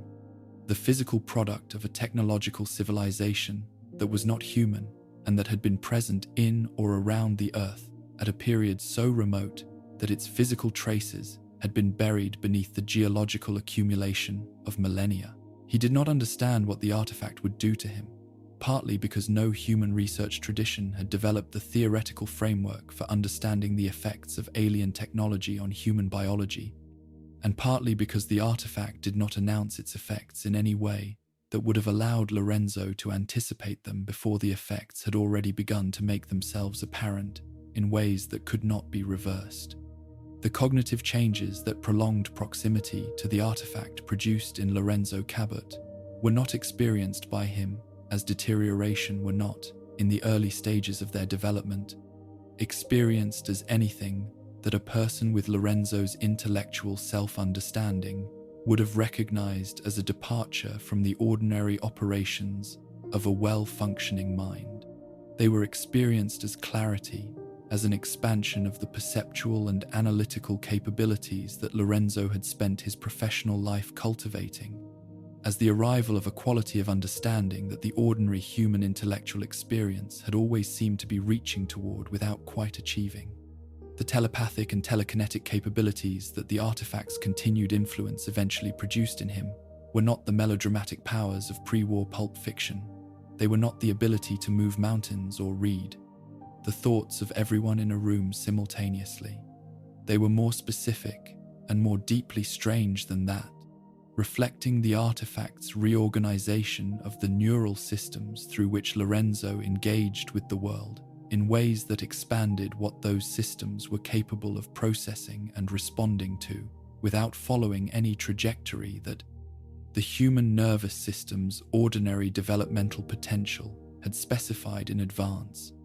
What they produced in the people around him, who observed the development of these capabilities, without the benefit of Lorenzo's subjective experience of them as expansions of existing function, was something considerably less reassuring, the specific quality of alarm that attaches to a person whose engagement with reality appears to have diverged from the consensus in ways that the observing persons cannot track or predict. His commitment to Parsons State Insane Asylum was the pre-war world's institutional response to a situation that the pre-war world's institutional categories were not equipped to accurately classify. The asylum system that received Lorenzo had been designed to address human psychological dysfunction, to provide care and containment for people whose relationship to consensus reality had been disrupted by the ordinary mechanisms of psychiatric pathology, by the specific failures of neurological development and trauma, and the chemical dysregulation that the field of pre-war psychiatry had learned to identify and, with varying success, to address. What Lorenzo presented was none of these things, was not the product of any failure of ordinary human neurological function, but of an extraordinary enhancement of it, worked by an extraterrestrial artifact whose mechanisms no pre-war psychiatrist had the theoretical framework to understand, and whose effects no pre-war medication or therapeutic intervention had any prospect of reversing. The asylum did not know what it had received. It received him into a framework designed for a different kind of patient and kept him there because the framework was what was available, and the available framework was not going to be revised to accommodate a single case whose exceptional character the people administering the framework were not equipped to recognize as exceptional in the specific way that it was, rather than in the general way that all severe psychiatric cases present as exceptional to the people responsible for managing them. The serum is the artifact's most consequential legacy in human terms, more consequential even than Lorenzo's own transformation, because the serum's effects are reproducible and distributable in ways that Lorenzo's specific neurological situation is not, and because the specific effect the serum produces the indefinite extension of biological youth. The suspension of the aging processes that human biology normally conducts on a timeline measured in decades is an effect whose implications extend beyond any individual life to the full span of the social and historical consequences that centuries of continued existence produce in a being who maintains the cognitive and emotional continuity of the person they were when the aging stopped. Jack Cabot, Lorenzo's son, derived the serum from his father's transformed biology with the specific combination of scientific capability and filial urgency that characterizes research conducted under the pressure of a personal stake in the outcome. The research was not dispassionate in the way that the best scientific work is supposed to be dispassionate, was shaped from the beginning by the need to produce a specific result, rather than by the open-ended inquiry that allows research to arrive at results that contradict initial expectations. This shaping does not mean that the serum does not work. It works, with a comprehensiveness that 400 years of continued Cabot family life demonstrates beyond any reasonable doubt. It means that the understanding of why it works and what mechanisms it operates through, and what the long-term consequences of its operation might be, beyond the extension of biological youth that is its most obvious effect, is knowledge that the Cabot family possesses only partially, and that the wasteland's surviving scientific community has no access to at all. The Cabot family that the sole survivor encounters in the Commonwealth, Jack, Immerse, and their mother Wilhelmina, have been alive for 400 years, and the specific texture of what 400 years of continued human existence produces is not something that any pre-war or post-war psychological framework has developed adequate tools for describing, because the situation is without precedent in any history that either framework was developed to address. They are not simply old in the way that old people are old, weighted with the specific accumulation of experience that a long single life produces, carrying the grief of losses that have accumulated across decades. They are old in a way that has no human parallel, because the scale of loss that 4 centuries of survival has exposed them to is not a scale that the emotional architecture of human beings was designed to accommodate, and the specific mechanisms through which they have accommodated it anyway, the psychological adaptations, the social strategies, the particular ways of relating to the present, that 4 centuries of watching everyone they have ever known age and die while they continue in the same biological condition that they have occupied since the serum first suspended their aging, are adaptations that they have developed without any guidance from any tradition of wisdom about how to manage this specific situation, because no tradition of wisdom has ever had occasion to develop guidance for it. Jack's role within the family system is the most practically demanding of the 3 surviving Cabot's roles, in the sense that it requires the most continuous engagement with the immediate practical requirements of the family's continued existence, the management of the serum's production and distribution, the maintenance of the relationship with Parsons State Insane Asylum that keeps Lorenzo confined in conditions that prevent his alien-enhanced capabilities from expressing themselves in ways that would attract the kind of attention the family cannot afford. The navigation of the post-war Commonwealth's social and political landscape in ways that allow the family to continue operating without becoming the kind of visible anomaly that draws scrutiny from factions with sufficient resources to investigate. Jack is, by the time the sole survivor encounters him, something that the pre-war world would not have produced, and the post-war world has created by the simple operation of time on a person who was, when he first administered the serum, a young and intellectually curious pre-war scientist with genuinely humanitarian motivations for his research, and who is now, 4 centuries later, a person whose relationship to those original motivations is mediated by everything that has happened in the intervening time. He is not the person he was. He could not be. 400 years is not a duration across which any person remains unchanged. And the specific changes that 400 years have worked on Jack Cabot are changes that no one who knew him at the beginning of this history is alive to observe, because everyone who knew him at the beginning of this history has been dead for centuries. Immerse Cabot's 4 centuries have expressed themselves differently than Jack's in the specific direction of a person whose relationship to the constraints of ordinary social life has been progressively loosened by the relationships of keeper, accumulation of evidence across 400 years that ordinary social life's rules and conventions and consequences are things that apply to people operating on ordinary human timescales, and that do not apply in the same way to someone who will outlive every institution that might enforce them and every person who might remember that they were violated. She moves through the Commonwealth's social world with the specific freedom of someone for whom the ordinary human stakes of social transgression, the damage to relationships, the consequences for reputation, the accumulation of social debt are simply not operative in the way they are for people who will have to live with those relationships and that reputation for the remainder of lives measured in decades rather than centuries. This freedom is not malicious. It is the specific form of liberation that immortality produces in a personality that has found, across the evidence of centuries, that the ordinary social constraints are more contingent than they appear from inside an ordinary human lifespan. The moral question that Lorenzo's situation poses to the sole survivor is one that the game frames with more genuine ambiguity than most of the moral choices it presents, which tends toward the more easily navigable territory of choosing between clearly better and clearly worse options that are distinguishable from within an ordinary moral framework. Lorenzo is a person who has been confined against his will, without meaningful consent, and without the kind of due process that even the pre-war world's most compromised institutional frameworks nominally provided. In an asylum that was designed for a different kind of patient,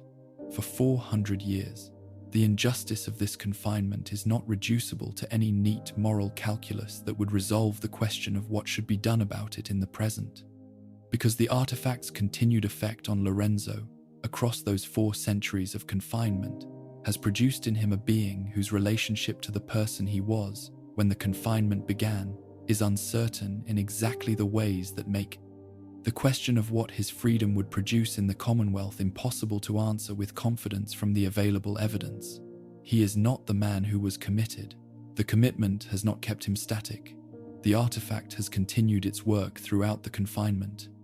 And what it has made of Lorenzo Cabot, across 4 centuries of isolated development in an asylum basement, is something that neither Jack's cautious assessment nor the sole survivor's brief encounter with him is adequate to fully characterize. The alien science embedded in the artifact that started all of this continues to operate across the full span of the Cabot family's history, present in Lorenzo's ongoing transformation,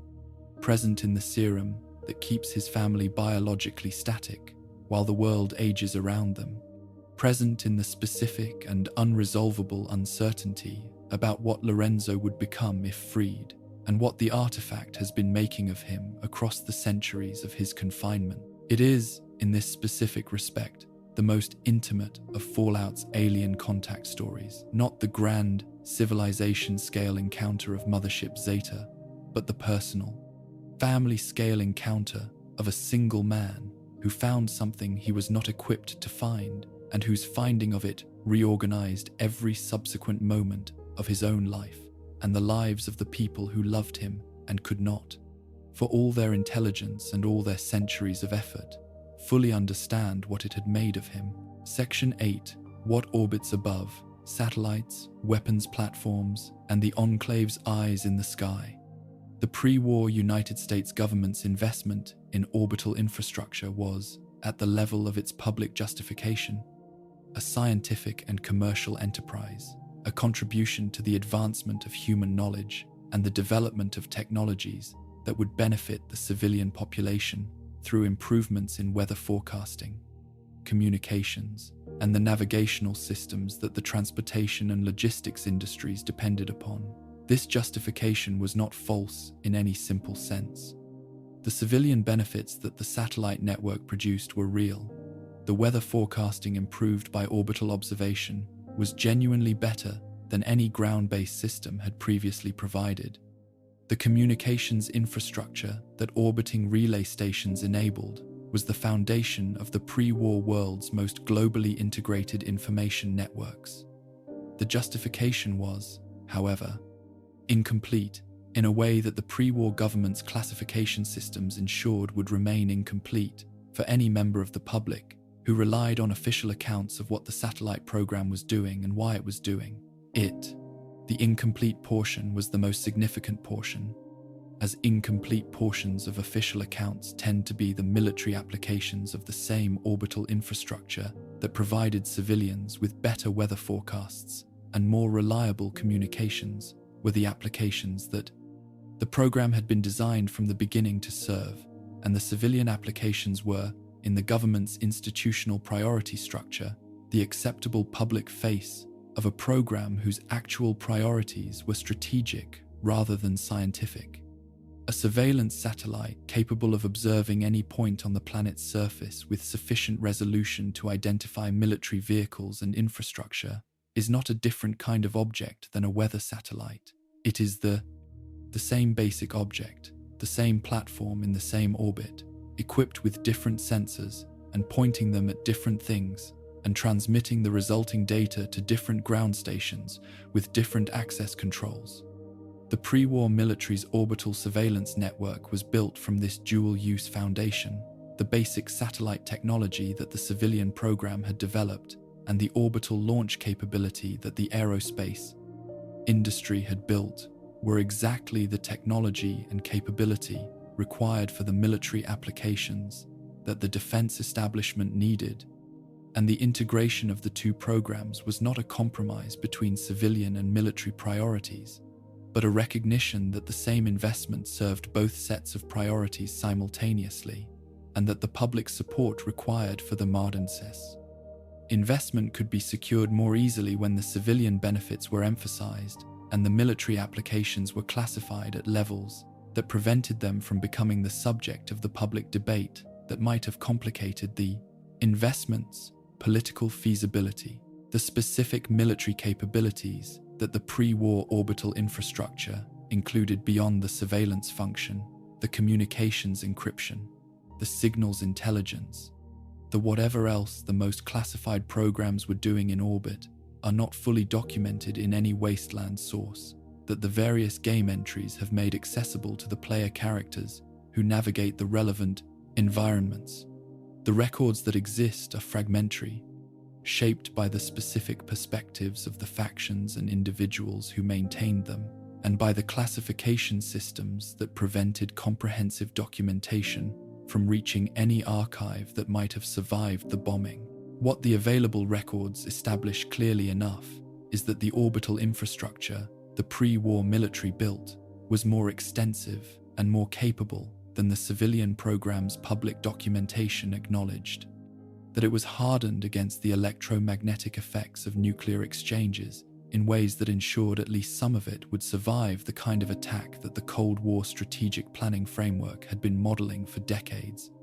and that the organization which inherited it after the Great War understood both its capabilities and its value with a thoroughness that reflected direct institutional descent from the people who had designed and operated it in the pre-war period. The Enclave's communications capability is the most visible and most consequential expression of what the inherited orbital infrastructure provides in the post-war world, and it is visible in both Fallout 2 and Fallout 3 in ways that establish it as a genuine strategic advantage rather than merely an aesthetic feature of the faction's institutional identity. In Fallout 2, the Enclave's ability to broadcast across the continent from its oil rig facility off the California coast to reach every radio receiver in the wasteland with a signal of sufficient strength and clarity to constitute effective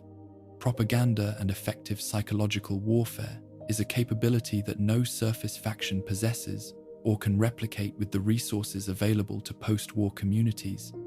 and its source is the orbital relay network that has continued to function across 2 centuries of post-war isolation. The Enclave did not rebuild this network. It inherited it,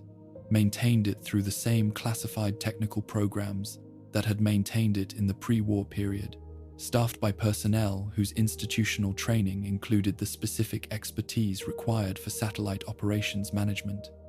operating with the specific advantage of an organization that had access to the pre-war government's complete technical documentation, rather than having to reconstruct orbital systems management capability from first principles. In a post-apocalyptic environment, in Fallout 3, President John Henry Eden's broadcasts from Raven Rock represent the East Coast expression of the same inherited capability, an artificial intelligence that has been running on the isolated hardware of a mountain bunker for 200 years, reading the accumulated historical and cultural documentation of the pre-war United States, and developing from that reading a personality and a political philosophy, using the orbital relay infrastructure to broadcast its vision of American restoration across a continent whose ruins provide the clearest possible counterargument to the vision being broadcast.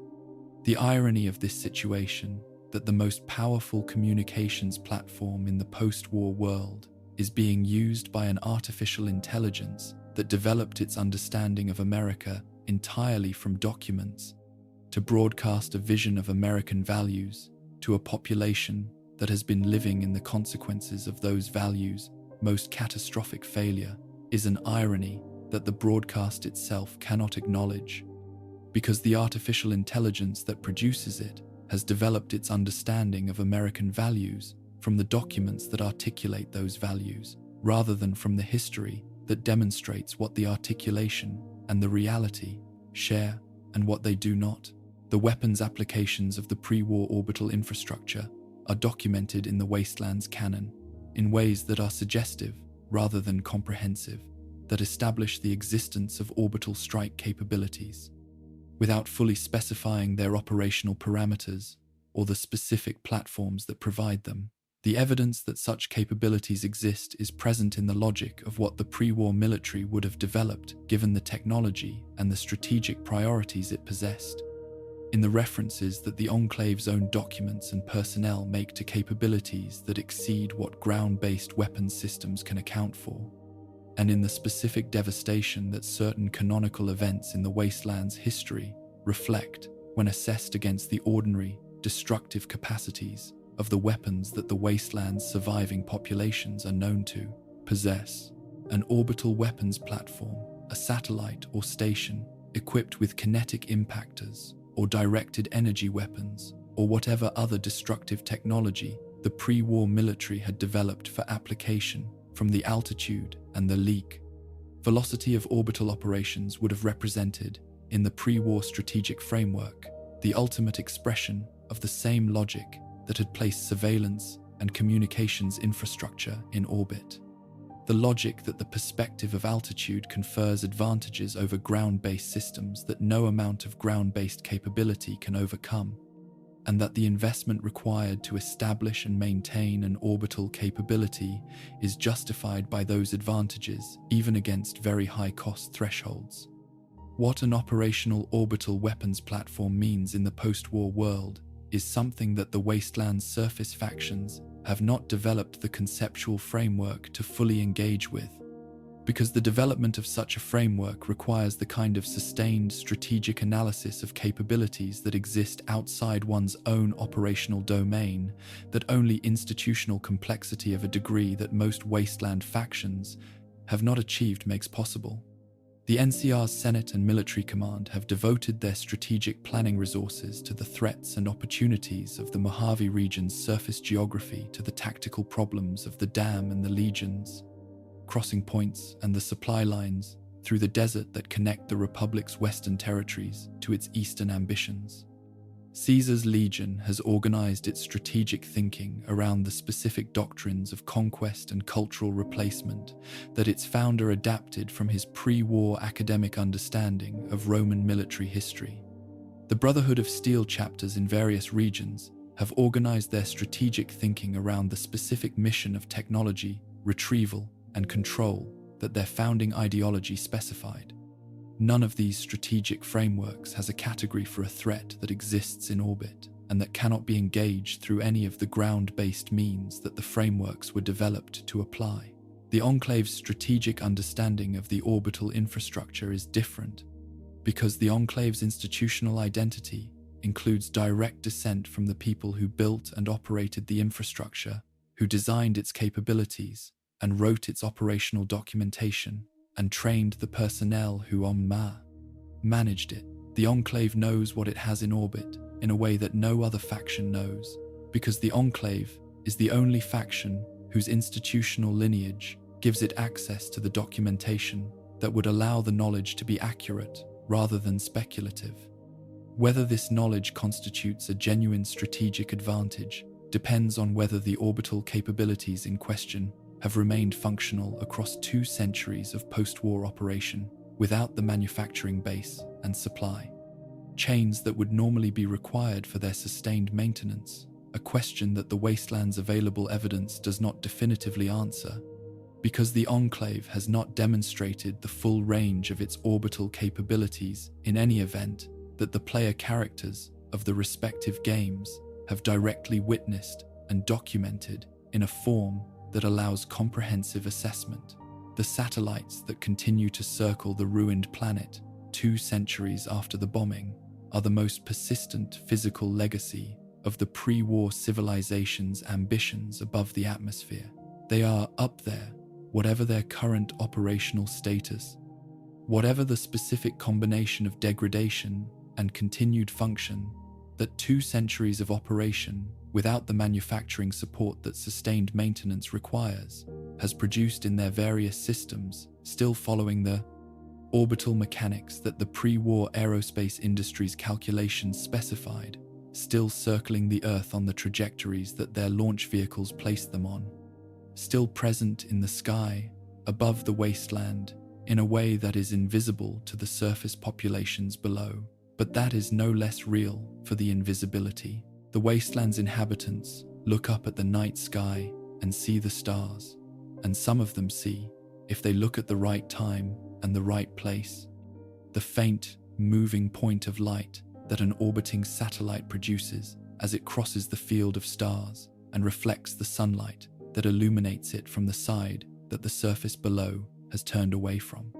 They see this and they do not know what it is, and they do not know what it is carrying, and they do not know who, if anyone, is still operating it, and they do not know what it is capable of doing to the ground below it if the operational systems that activate those capabilities are ever engaged. The pre-war world put things in the sky above them. Those things are still there. The wasteland has inherited them, along with everything else the pre-war world left behind, and it understands them no better than it understands most of the rest of what it has inherited, which is to say, not at all, and not yet, and perhaps not for a very long time.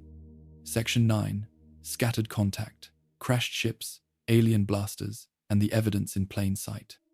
There is a particular quality to evidence that accumulates without any coordinating institution to collect and interpret it,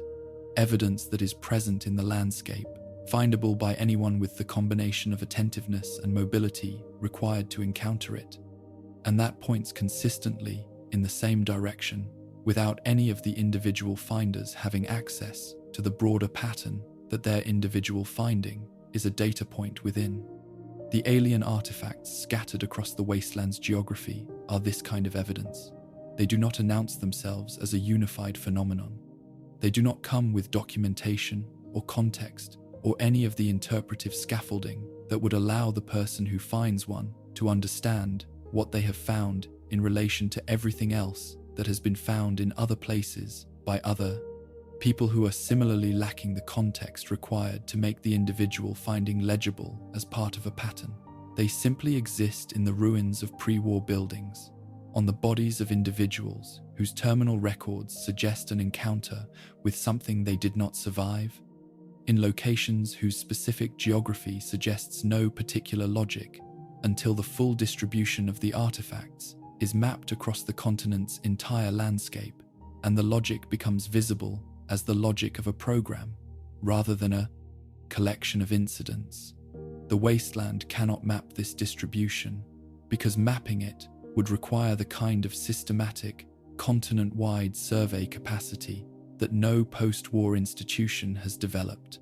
What the wasteland has instead is the individual artifacts, encountered one at a time by people who lack the context to understand what they are holding and who value them correctly,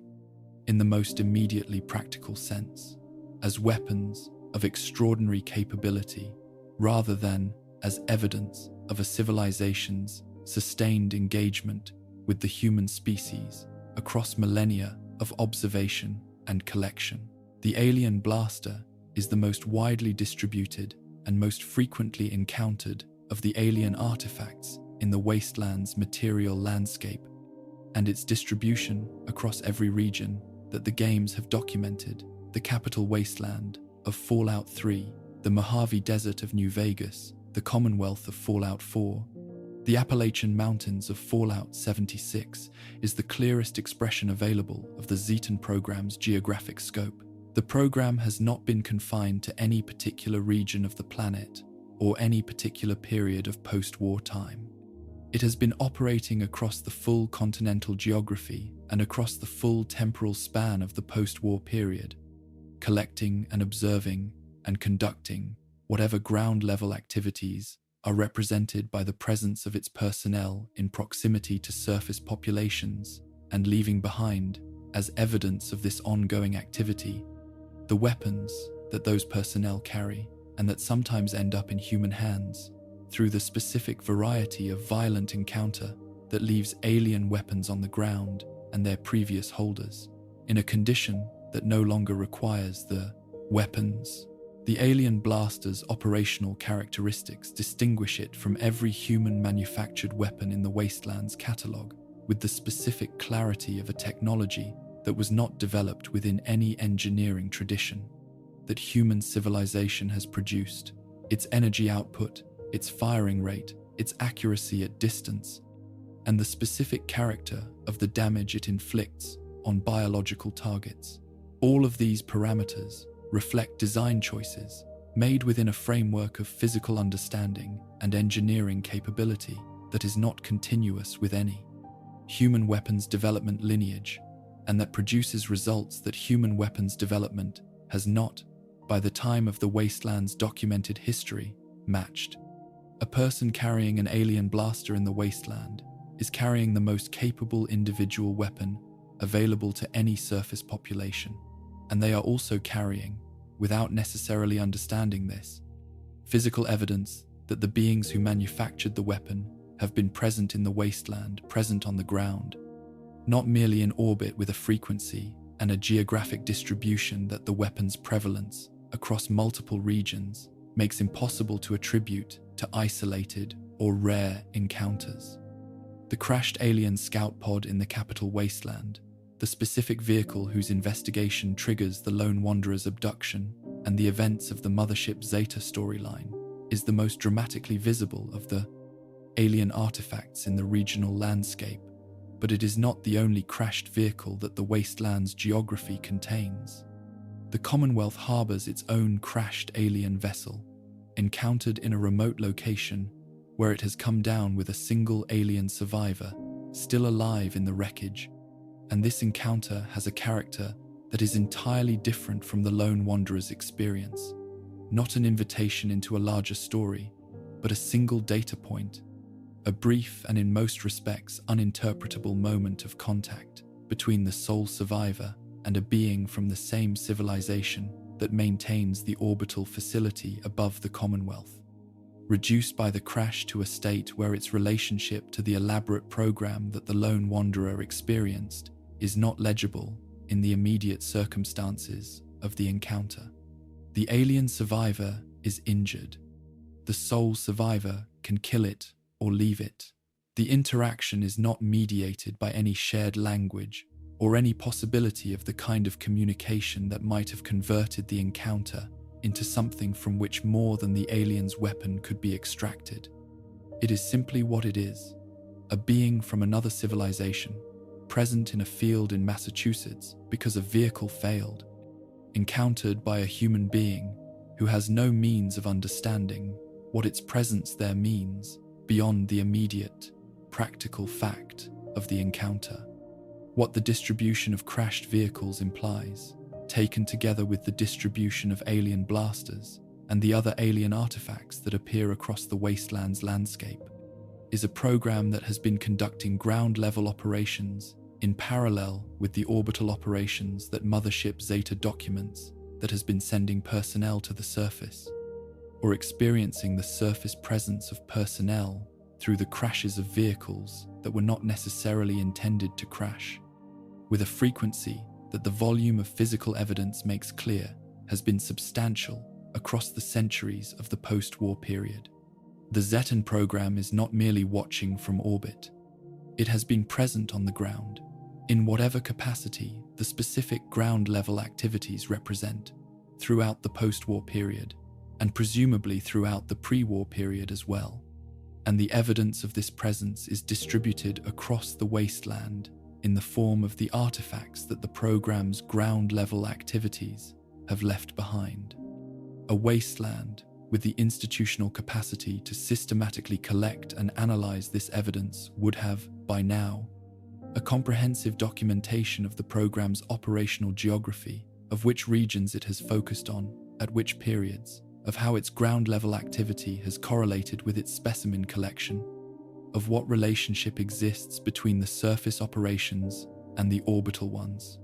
The wasteland does not have this capacity. The evidence accumulates without any institution to receive it, scattered across a continent whose geography makes systematic survey impossible for any surviving organization, encountered one artifact at a time by people who value what they find without understanding what it means. The pre-war government's response to alien artifact encounters the classification and suppression of reports, the institutional dismissal of witnesses,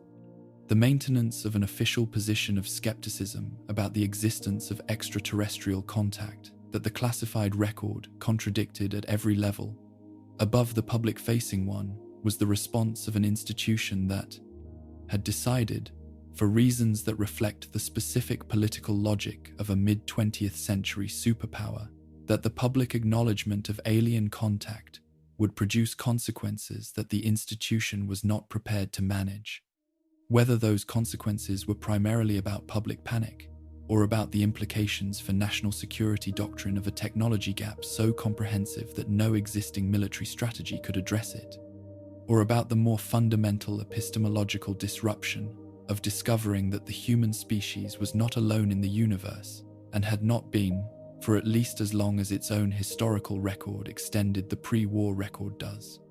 Not specify, because the record of the reasoning behind the classification decision is itself classified at levels that have not been penetrated by any wasteland investigation.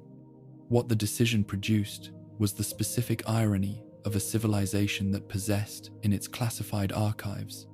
comprehensive knowledge of the most significant fact about its situation, the fact of ongoing alien contact, and that declined to integrate this knowledge into any public understanding of that situation, with the result that the civilization ceased to exist without having done anything meaningful with the most extraordinary thing it knew. The wasteland inherits this irony, along with everything else the pre-war world left behind. The alien artifacts are in the landscape, the crashed vehicles are in the fields and the deserts and the suburban ruins. The alien blasters are in the hands of wastelanders who prize them for their firepower, without having any means of understanding the civilization that manufactured them, or the program whose ground-level operations placed those weapons. In circumstances where human beings could find them, the evidence is everywhere. The institution that might have organized the evidence into understanding does not exist, and the understanding that the evidence could produce about the age and the scope and the specific purposes of the program that has been operating above and occasionally within the wasteland throughout the entirety of its post-war history remains the property of no one, distributed across the landscape in fragments that no one is in a position to assemble. The most extraordinary evidence in human history is scattered across a ruined world that lacks the institutional infrastructure to recognize it as evidence of anything beyond the immediate practical fact of a good weapon or an unusual piece of metal. This is what the destruction of civilization actually costs, expressed not in the lives lost or the infrastructure destroyed, but in the permanent deferral of the understanding that the surviving evidence makes possible and that the surviving institutions cannot produce. The specific encounters that individual wasteland travelers have had with alien beings and alien technology across the post-war period represent, in aggregate, a body of experiential knowledge about the Zetan program that is richer and more detailed than any single account, richer than the lone wanderer's experience of Mothership Zeta, richer than the sole survivor's encounter with the Commonwealth crash survivor, richer than any documented individual contact. But that is distributed across thousands of individual memories and oral accounts, and the occasional written record, in a form that no one has been able to synthesize into anything. Approaching a comprehensive understanding, the wasteland's folklore about lights in the sky and strange encounters in remote locations is not merely the pre-war conspiracy culture's alien mythology persisting into the post-war period. It is, in significant proportion, the genuine experiential record of a post-war population that has been having encounters with non-human beings and non-human technology throughout the entirety of the period it covers, and that has had no means of organizing those encounters into anything other than the folk narrative that is available to a population without scientific infrastructure for the systematic investigation of anomalous phenomena. The Zetan program is the most extensively documented conspiracy in the wasteland, documented not in any archive, but in the scattered, uncoordinated, individually insufficient testimonies of everyone who has ever found an alien blaster or seen a light in the sky that moved in ways inconsistent with any atmospheric or astronomical phenomenon. The wasteland's surviving knowledge base can explain. Section 10. The Galactic Zone and Pre-War Space Culture. What America believed the stars were for. Nuka World, the pre-war amusement park whose post-war ruins the sole survivor navigates in the DLC of the same name, is not primarily a document about space. It is primarily a document about the pre-war consumer culture's relationship to the idea of fun, about how a civilization that had developed the industrial capacity to manufacture enjoyment at scale chose to package and sell the experience of pleasure to a population that had the disposable income to purchase it and the cultural conditioning to desire the specific forms of pleasure that the packaging offered. The Galactic Zone, which occupies a section of the park whose design aesthetic drew on the specific visual vocabulary of pre-war science fiction and the space program's public-facing imagery, is within this larger document, a more specific document, a record of what the pre-war American consumer culture believed the stars were for, expressed in the specific language that theme park design uses to communicate belief, which is the language of immersion and spectacle, and the particular suspension of critical judgment that the experience of being entertained produces in people who have surrendered to the experience, rather than standing outside it and examining its premises. The Galactic Zone's aesthetic is the aesthetic of the pre-war period's enthusiasm for space rendered in the specific register of consumer entertainment, the chrome and the primary colors and the rocket ship shapes, and the promise of adventure among the stars, delivered in the form of attractions designed to produce a simulation of that adventure without requiring any of the actual difficulty that space exploration entails. The robots and the animatronic displays and the ride systems and the marketing language that accompanied all of them communicated a specific vision of what space was and what humanity's relationship to it was going to be, a vision organized around the proposition that the stars were the next frontier, that human beings were going to reach them through the same combination of ingenuity and optimism that had built the pre-war consumer paradise of which the Galactic Zone was itself an expression. and that the adventure of space exploration was not fundamentally different in character from the adventure of any other consumer experience,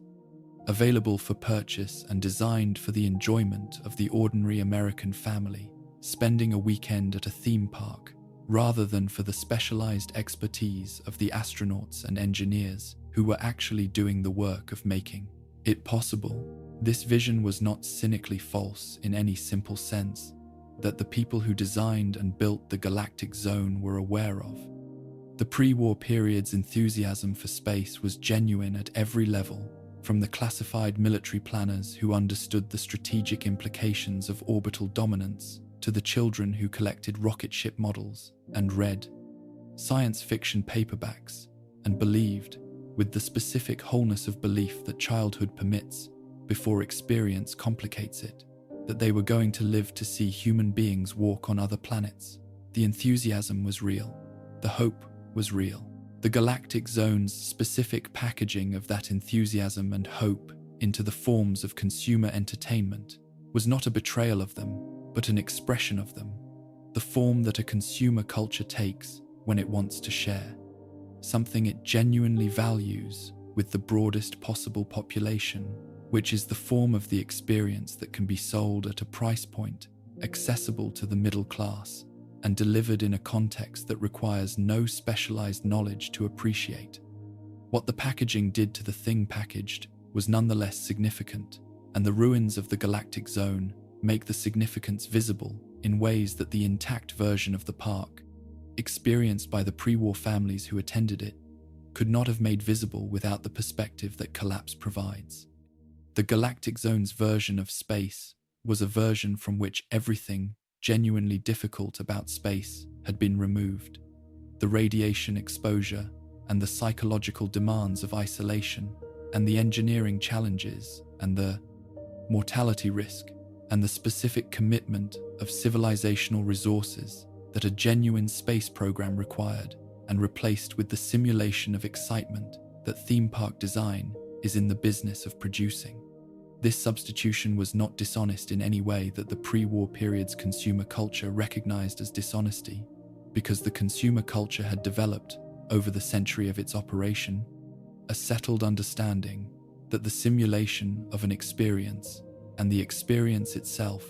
were different things that served different purposes, and that the simulation's difference from the reality it simulated was not a failing, but a feature. You went to the galactic zone to feel something like what space exploration might feel like, not to actually explore space. The feeling was the product. The product was delivered as described.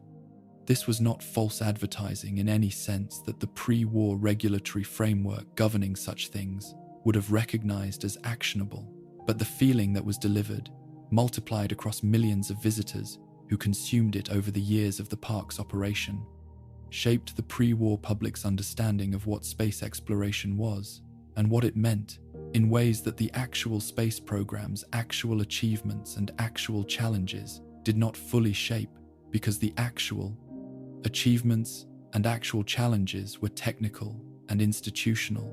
and not the kind of thing that a family from suburban Boston processed as an emotional or cultural experience with any particular intensity or durability.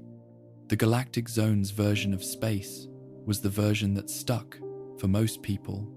because it was the version that had been designed to stick, designed with all the craft and expertise of an entertainment industry that understood how to create and sustain emotional engagement with an experience, applied to the specific goal of making space feel exciting and accessible and continuous with the values of the consumer civilization that surrounded it. Nuka-Cola Quantum represents the most concentrated available expression of what happens when the consumer culture applies its characteristic methods to the products of scientific advancement, when it takes something that is genuinely extraordinary and renders it ordinary by making it purchasable and pleasurable and available in the same distribution network as everything else the consumer culture sells. The strontium isotope that produced Quantum's distinctive blue glow was a real radiological material with real radiological properties. introduced into a beverage formulation because it produced a visual effect that the marketing research suggested would be appealing to consumers, and that could be associated, through the specific logic of the brand's space-themed advertising, with the kind of cosmic energy and stellar power that the galactic zone's attractions were also evoking. The fact that the strontium was mildly radioactive was not a secret in any formal sense. The regulatory filings that Nuka-Cola's pre-war corporate ancestors had submitted to the relevant agencies contained the material safety information that the regulatory framework required, but it was also not a prominent feature of the marketing, which focused on the glow and the energy and the taste and the feeling of drinking something that was, in the brand's own description, from the future, rather than on the specific radiological mechanism that produced the glow. This is the consumer culture's characteristic relationship to the consequences of the technologies it deploys, not dishonesty in the formal sense of asserting things that are known to be false, but the specific and practiced art of emphasizing the appealing and de-emphasizing the concerning in proportions that serve the sales objective, without technically violating any of the truthfulness requirements that the regulatory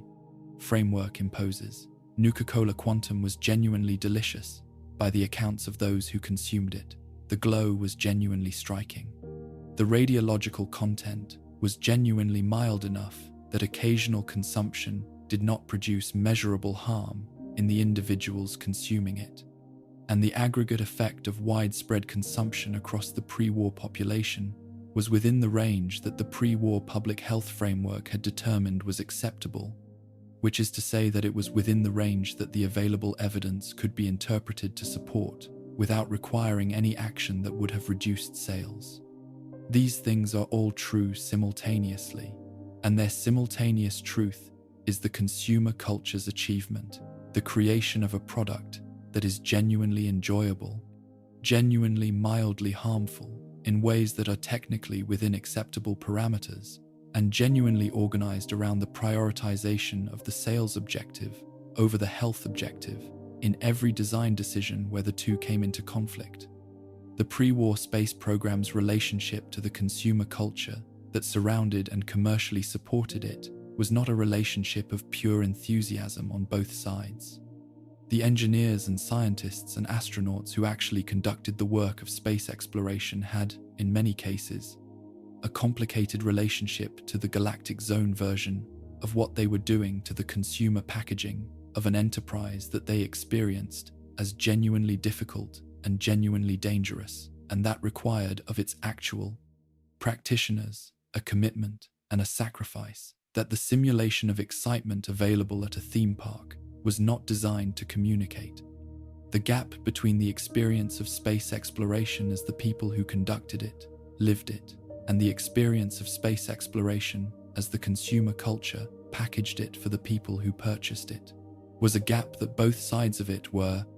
aware of, and that neither side was fully equipped to close, because the people who could have closed it from the inside, the people whose direct experience would have made the gap legible to the public, were the same people whose institutional obligations to the program's public relations required them to participate in the consumer packaging that maintained the gap. The ruins of the galactic zone 2 centuries after the bombing are ruins of a specific kind, the ruins of an enthusiasm rather than an institution, of something that was built not to last, but to produce a feeling in the people who encountered it, and that has now produced a different feeling, the feeling that ruins always produce, which is the feeling of something that was once alive and present and organized around a human purpose, and that is now simply material, decaying according to the physical processes that all material decays by when the human maintenance that kept those processes at bay ceases. The robots that animated the galactic zone's attractions in the pre-war period, the Protectrons and the Mr. Handy units, and the specialized animatronic figures that performed the specific roles the park's design had,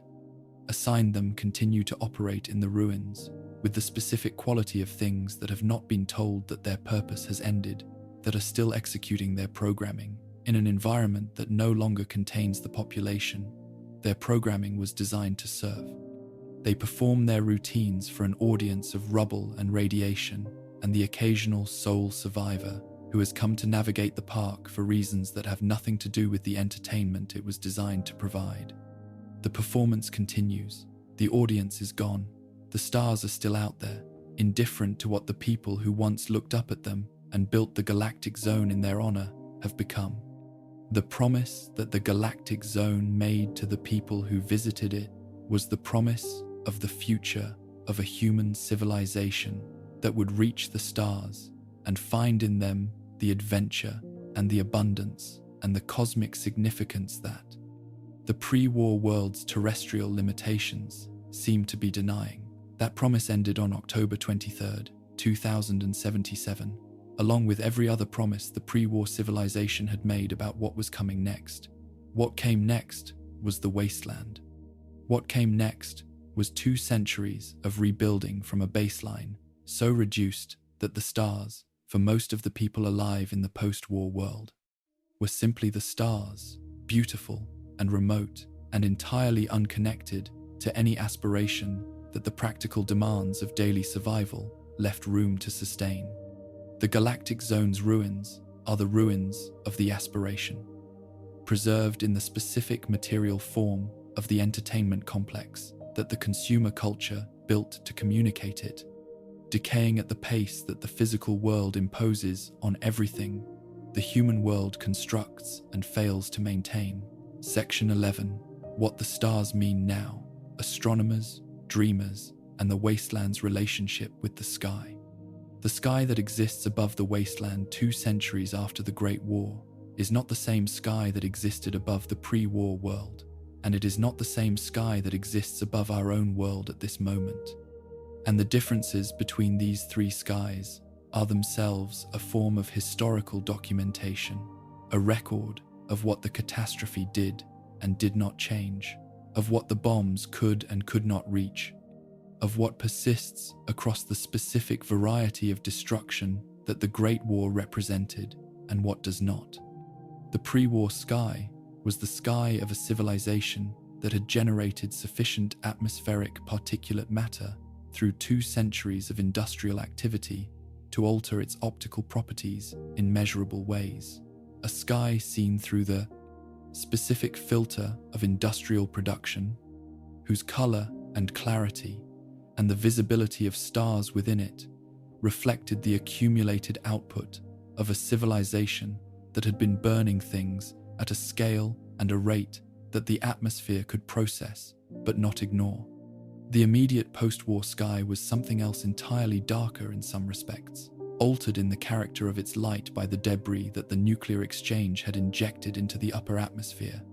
The nuclear winter's specific quality of reduced sunlight and flattened color, present in every account of the wasteland's early years that has survived in any form accessible to the subsequent periods of the post-war world's development.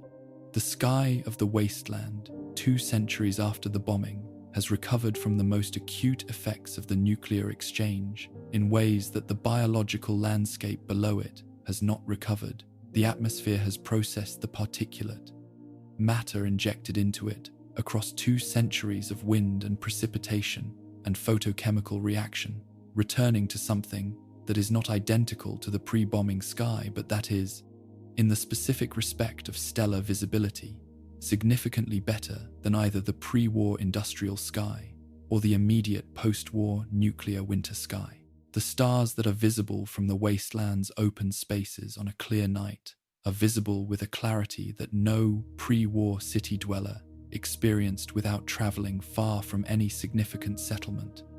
because the electrical light that the pre-war civilization had spread across the night landscape, the specific variety of photonic pollution that concentrated human habitation produces,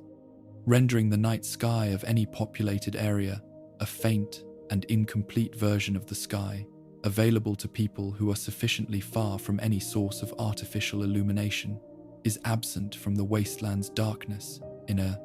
completeness that the pre-war world achieved only in its most remote regions. The settlements that the post-war world has built are not bright enough, not numerous enough, not sufficiently interconnected, by the lit infrastructure of roads and commercial districts and residential neighborhoods that characterized the pre-war world's inhabited landscape, to recreate the light pollution that had been one of the pre-war period's most universal and least examined consequences of its energy consumption. The wasteland is dark in a way that the pre-war world was not dark, and the darkness that the bombs produced by eliminating the civilization that generated the light is, in this specific and narrow respect, a gift, the restoration of access to a sky that the pre-war world had been progressively obscuring for a century, and that is now, in the absence of the civilization whose illumination had obscured it, visible again in the specific fullness that the absence of competing light allows. The pioneer scouts of Appalachia had understood, in the pre-war period, that the transmission of astronomical knowledge to young people was worth organizing institutional effort around, that the specific combination of practical skill and philosophical orientation that the study of the night sky produced, in the people who undertook it, was worth the investment of curriculum development and merit badge programs, and the construction and staffing of camps where the programs could be implemented. The merit badge system that the organization used to structure its members' engagement with the natural world had, in its astronomy component, the specific ambition of producing not merely people who could identify stars and constellations, but people who understood what the stars were, understood them physically, as enormous nuclear furnaces at distances so vast that the light arriving from them had been traveling for years or centuries or millennia before it reached the eye of the person looking up and understood them historically, as the objects around which every human civilization had organized significant portions of its navigational practice and its mythological imagination and its philosophical speculation about the nature of the universe and humanity's place within it. The merit badge materials that survive in the ruins of Appalachian scout camps, the handbooks and the worksheets, and the star charts printed on paper that 2 centuries of decay have rendered fragile but not entirely illegible, are documents of a specific pedagogical philosophy that the pre-war organization had developed across its history of working with young people, and that reflected a genuine understanding of what astronomy education could produce in the people who received it.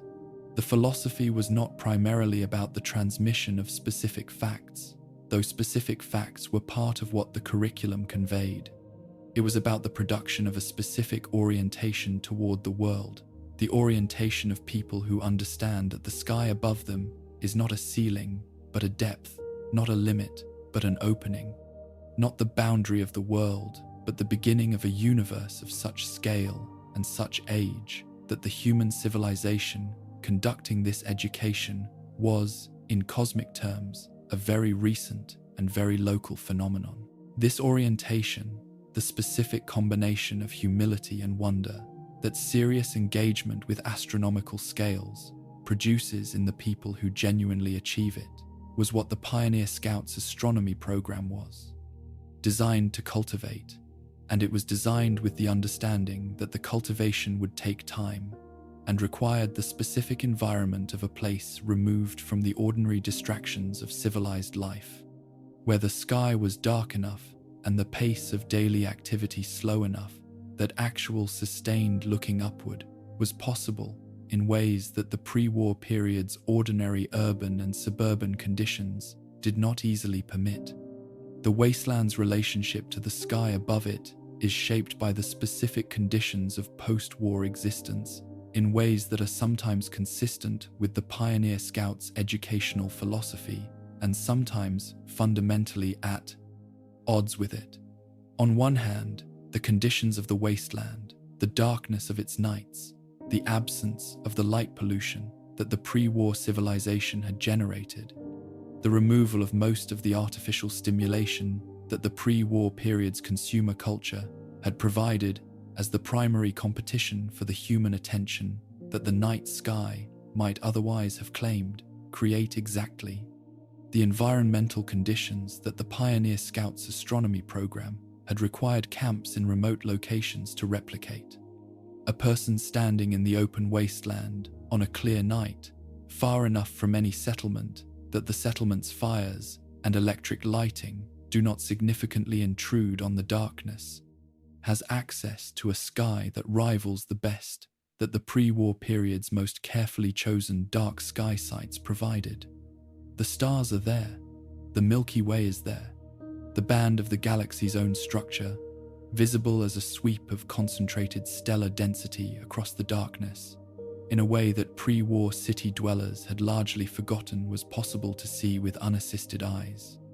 The planets are there, moving through the constellations at the rates that orbital mechanics specifies, unchanged in their movements by anything that has happened below them. The sky is, in this specific and unambiguous sense, still fully available to anyone who looks at it. On the other hand, the conditions of the wasteland make sustained looking upward a luxury that its populations can rarely afford without the specific infrastructure of safety and stability that allows attention to be directed toward things that are not immediately relevant to survival. The astronomical orientation that the pioneer scouts had worked to cultivate in young people, the orientation that requires time and quiet, and the sustained removal of immediate practical demands from the foreground of attention, is an orientation that the wasteland's conditions systematically work against, not through any deliberate suppression, but through the simple operation of the priority structure that survival imposes on the allocation of human attention. The person who is managing the threat environment of an open wasteland night, who is assessing every sound for whether it represents an approaching creature or a potential hostile, who is maintaining the specific hypervigilance that years of wasteland survival develop and that does not easily stand down for activities whose survival relevance is not immediate. This person is physically present under the same sky that the Pioneer Scouts' astronomy curriculum was designed to teach people to appreciate, and is as far from the attentional conditions required for that appreciation as any pre-war urban dweller surrounded by light pollution and competing entertainments. The communities of the wasteland that have managed to develop and maintain any relationship to the sky above them as something more than a practical context for navigation or threat assessment have done so in ways that reflect the specific conditions of their community's stability and the specific interests of the individuals within them, who have had both the inclination and the opportunity to look upward with sustained attention. In the settlements that have achieved enough stability and enough resource abundance to permit anything beyond the immediate demands of survival, Diamond City, the larger NCR settlements, certain of the more established communities in the Appalachian region, there are individuals who have developed genuine astronomical knowledge through the combination of salvaged pre-war educational materials, personal observation across years of dark sky access, and the specific motivation of people who have found in the night sky something that the wasteland's terrestrial landscape does not provide,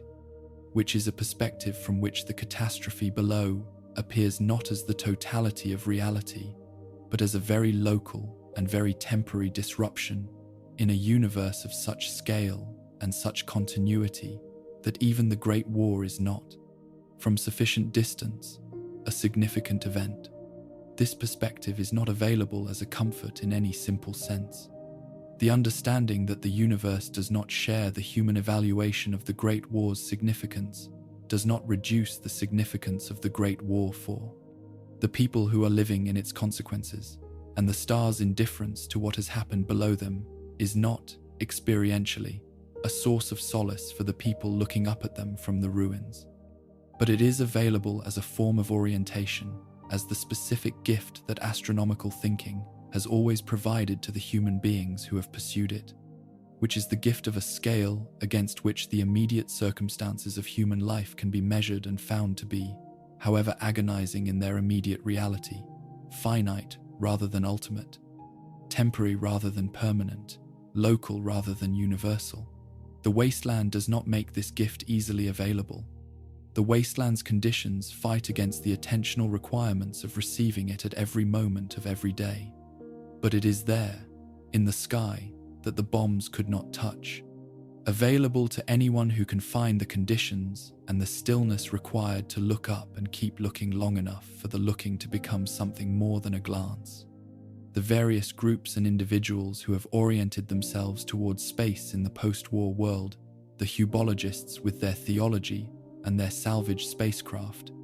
the Bright Brotherhood with their faith and their Repcon rockets, the lone wanderer with their accidental inheritance of an alien vessel in low Earth orbit, the pioneer scouts with their merit badge curriculum and their star charts,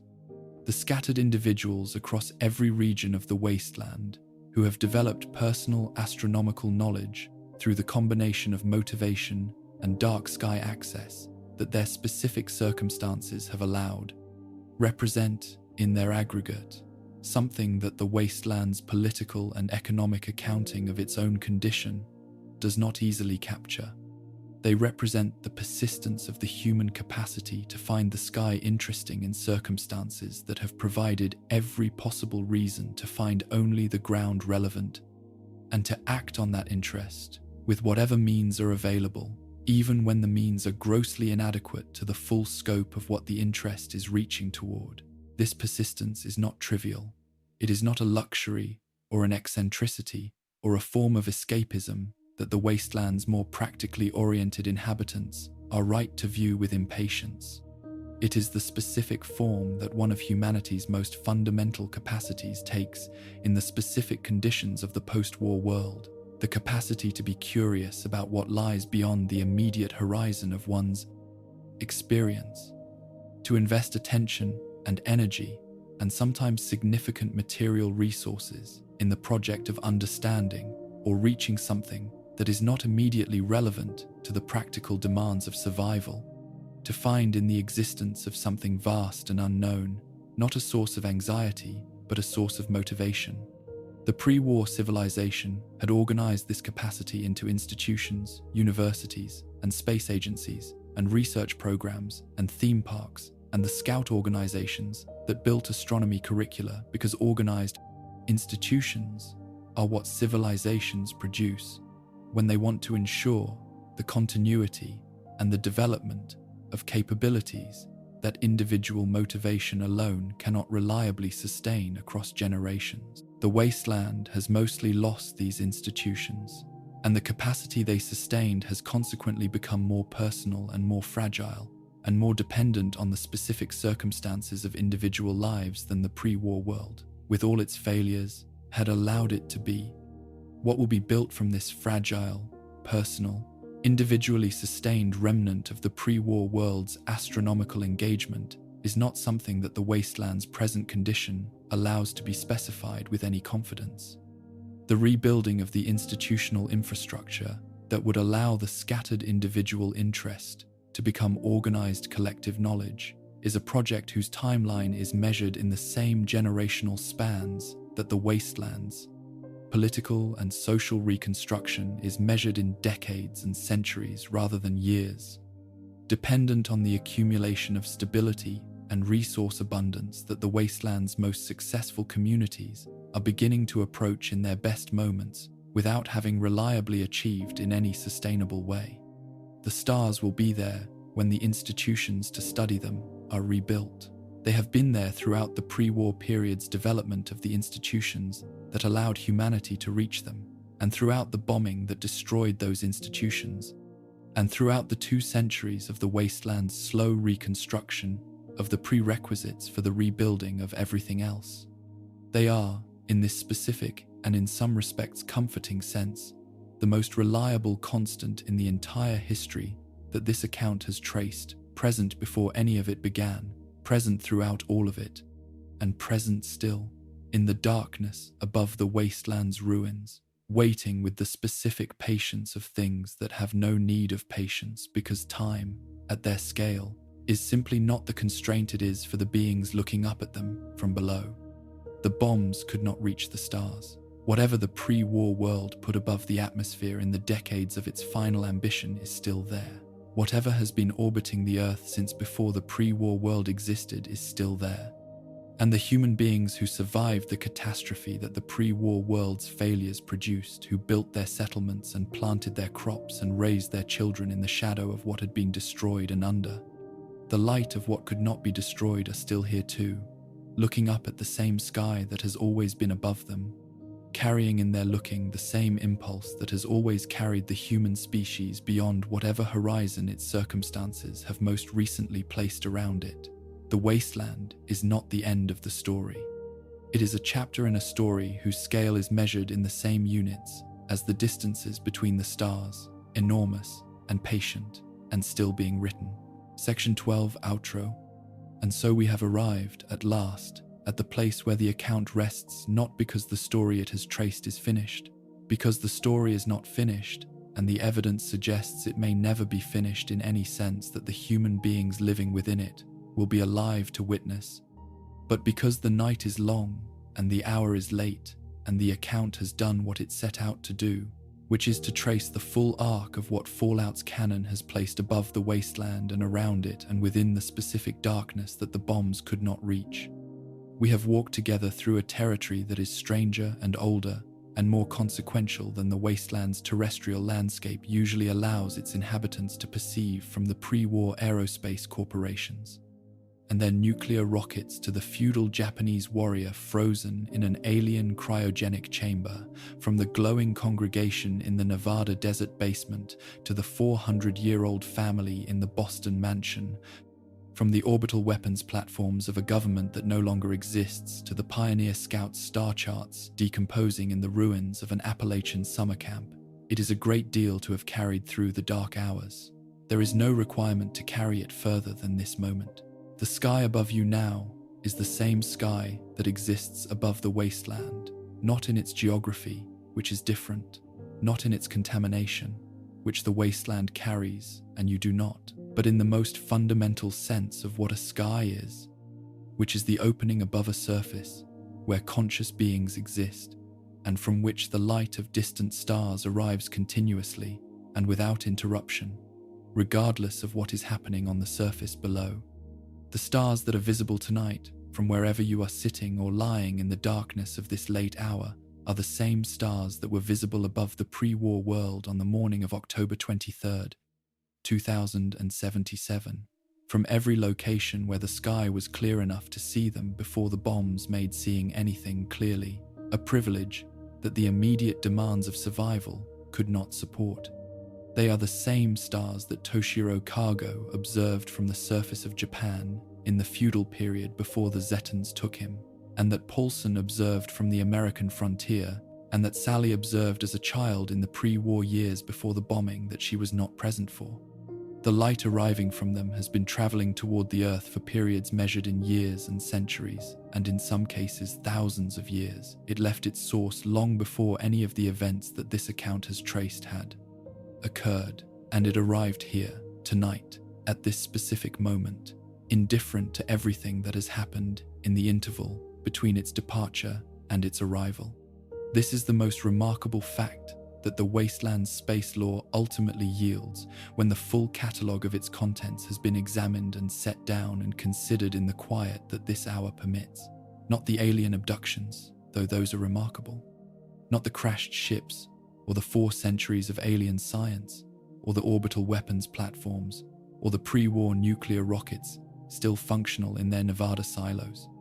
The most remarkable fact is the simplest one, that the stars are there, and that they were there before any of this began, and that they will be there after every consequence of the Great War has finally worked itself out to whatever resolution the centuries ahead will produce.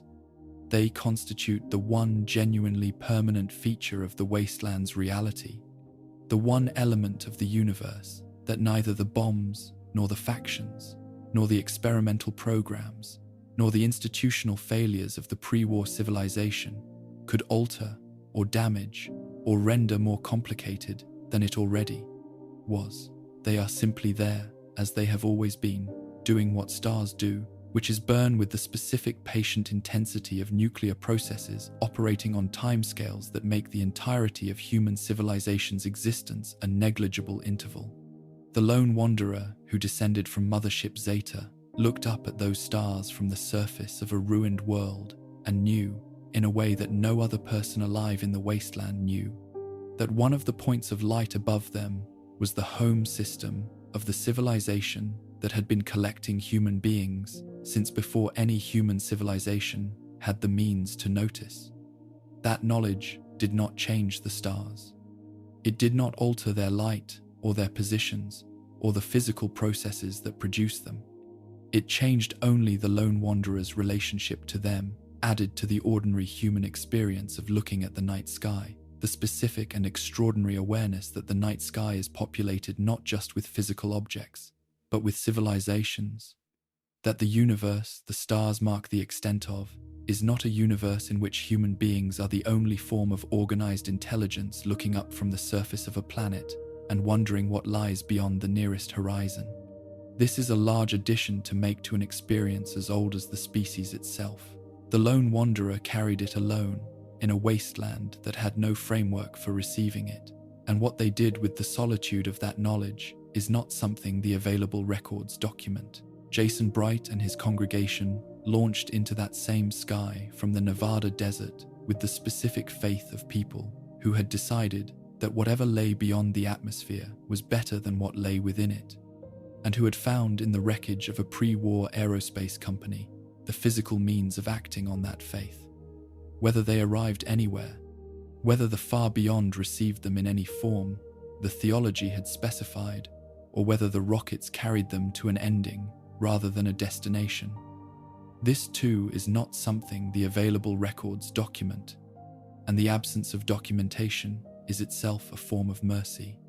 It allows the launch to remain what it was at the moment it occurred, which was an act of extraordinary collective faith, performed with the specific courage of people who understood the uncertainty of the outcome and chose to act on the aspiration rather than the uncertainty. The courage is real, regardless of where the rockets went. The reaching is real, regardless of whether anything received the reach. The pioneer scout, who completed the Astronomy Merit Badge in an Appalachian summer camp in the years before the Great War, looked up at the same sky with the specific orientation that the curriculum had been designed to cultivate, the orientation of someone who understands that what they are looking at is not a ceiling but a depth, not the boundary of the world, but the beginning of a universe of such scale that the question of what lies within it is the most interesting question available to any conscious being, with the attentional resources to engage with it. That scout grew up in the pre-war world and lived whatever life the pre-war world offered them, and encountered October 23rd in whatever circumstances the specific geography of their life placed them on that specific Tuesday morning, and they either survived or they did not. And if they survived, they carried the orientation that the merit badge curriculum had cultivated into a world that had made the practical demands on human attention so comprehensive that sustaining the orientation required an act of will that the pre-war period had never required. Whether they sustained it is not something this account can know. Whether the orientation itself survived in the specific person who received it is less important, finally, than whether the curriculum that produced it survived in the ruins of the camps where it was taught, which it did, decomposing slowly on paper that 2 centuries of decay have rendered fragile, but not entirely illegible, available to anyone who finds it and has the specific combination of literacy and curiosity required to understand what they have found.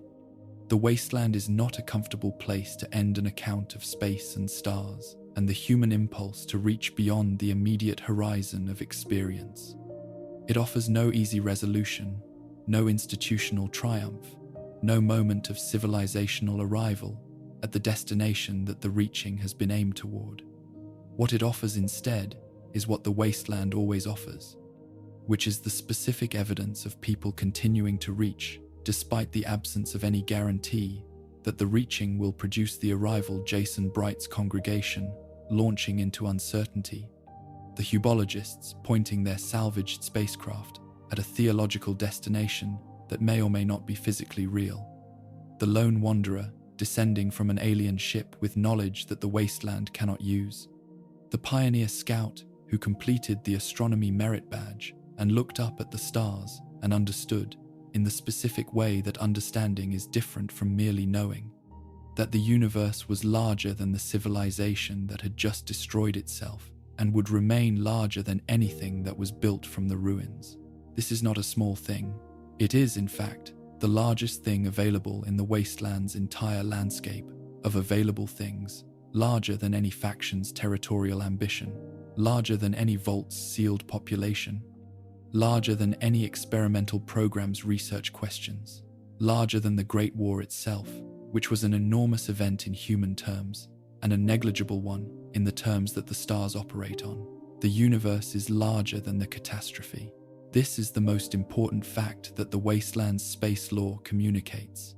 and it is communicated not through any argument or any institutional declaration, but through the simple physical fact of the stars being there,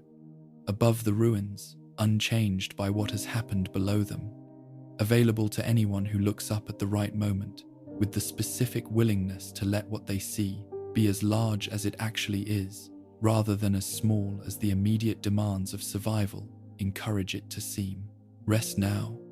Let the account settle into the silence that accounts eventually arrive at when they have said what they were going to say, and the hour has advanced to the point where the saying and the receiving have both done their work, and what remains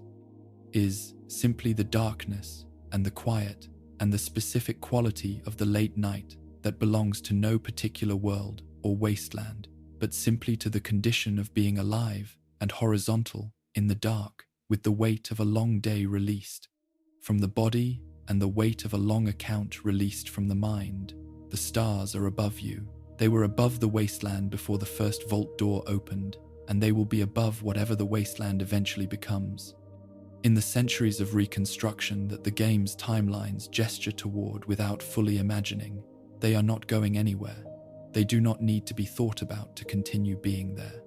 They simply are, as they have always simply been, as they will continue simply being long after every consequence of every event that this account has traced has resolved into whatever it is going to resolve into. The lone wanderer descended from the ship. The Bright Brotherhood's rockets rose into the sky. The alien blasters are scattered across the landscape of a continent that does not know what they mean. The satellites circle overhead in orbits that the pre-war mathematics specified, and that nothing that has happened on the surface has altered. The artifact in the Cabot family's history continues whatever it is doing to Lorenzo Cabot in the basement of Parsons State Insane Asylum, patient in its alien purposes, as the stars are patient in their burning. The Galactic Zone's robots perform their routines for an audience of rubble. The Pioneer Scout's star charts decompose in the ruins of summer camps, whose names the wasteland has forgotten, and the stars are still there. Sleep now, wanderer.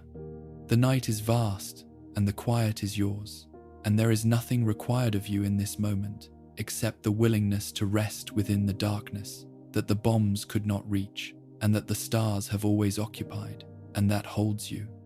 Now, gently and without asking anything, as the account fades into the silence where all accounts eventually arrive. The sky above you is the same sky that has been above every person in this history. The frozen samurai, the frontier cowboy, the child who missed the bombing, the 400-year-old family, the glowing congregation aimed at the far beyond, the pre-war engineers who built the rockets that the post-war congregation launched toward a destination the engineers had not specified. The same sky, the same stars, the same light that has been traveling toward this moment for longer than any of us has existed to receive it, arriving now, as it always arrives, quietly and without announcement, into the dark.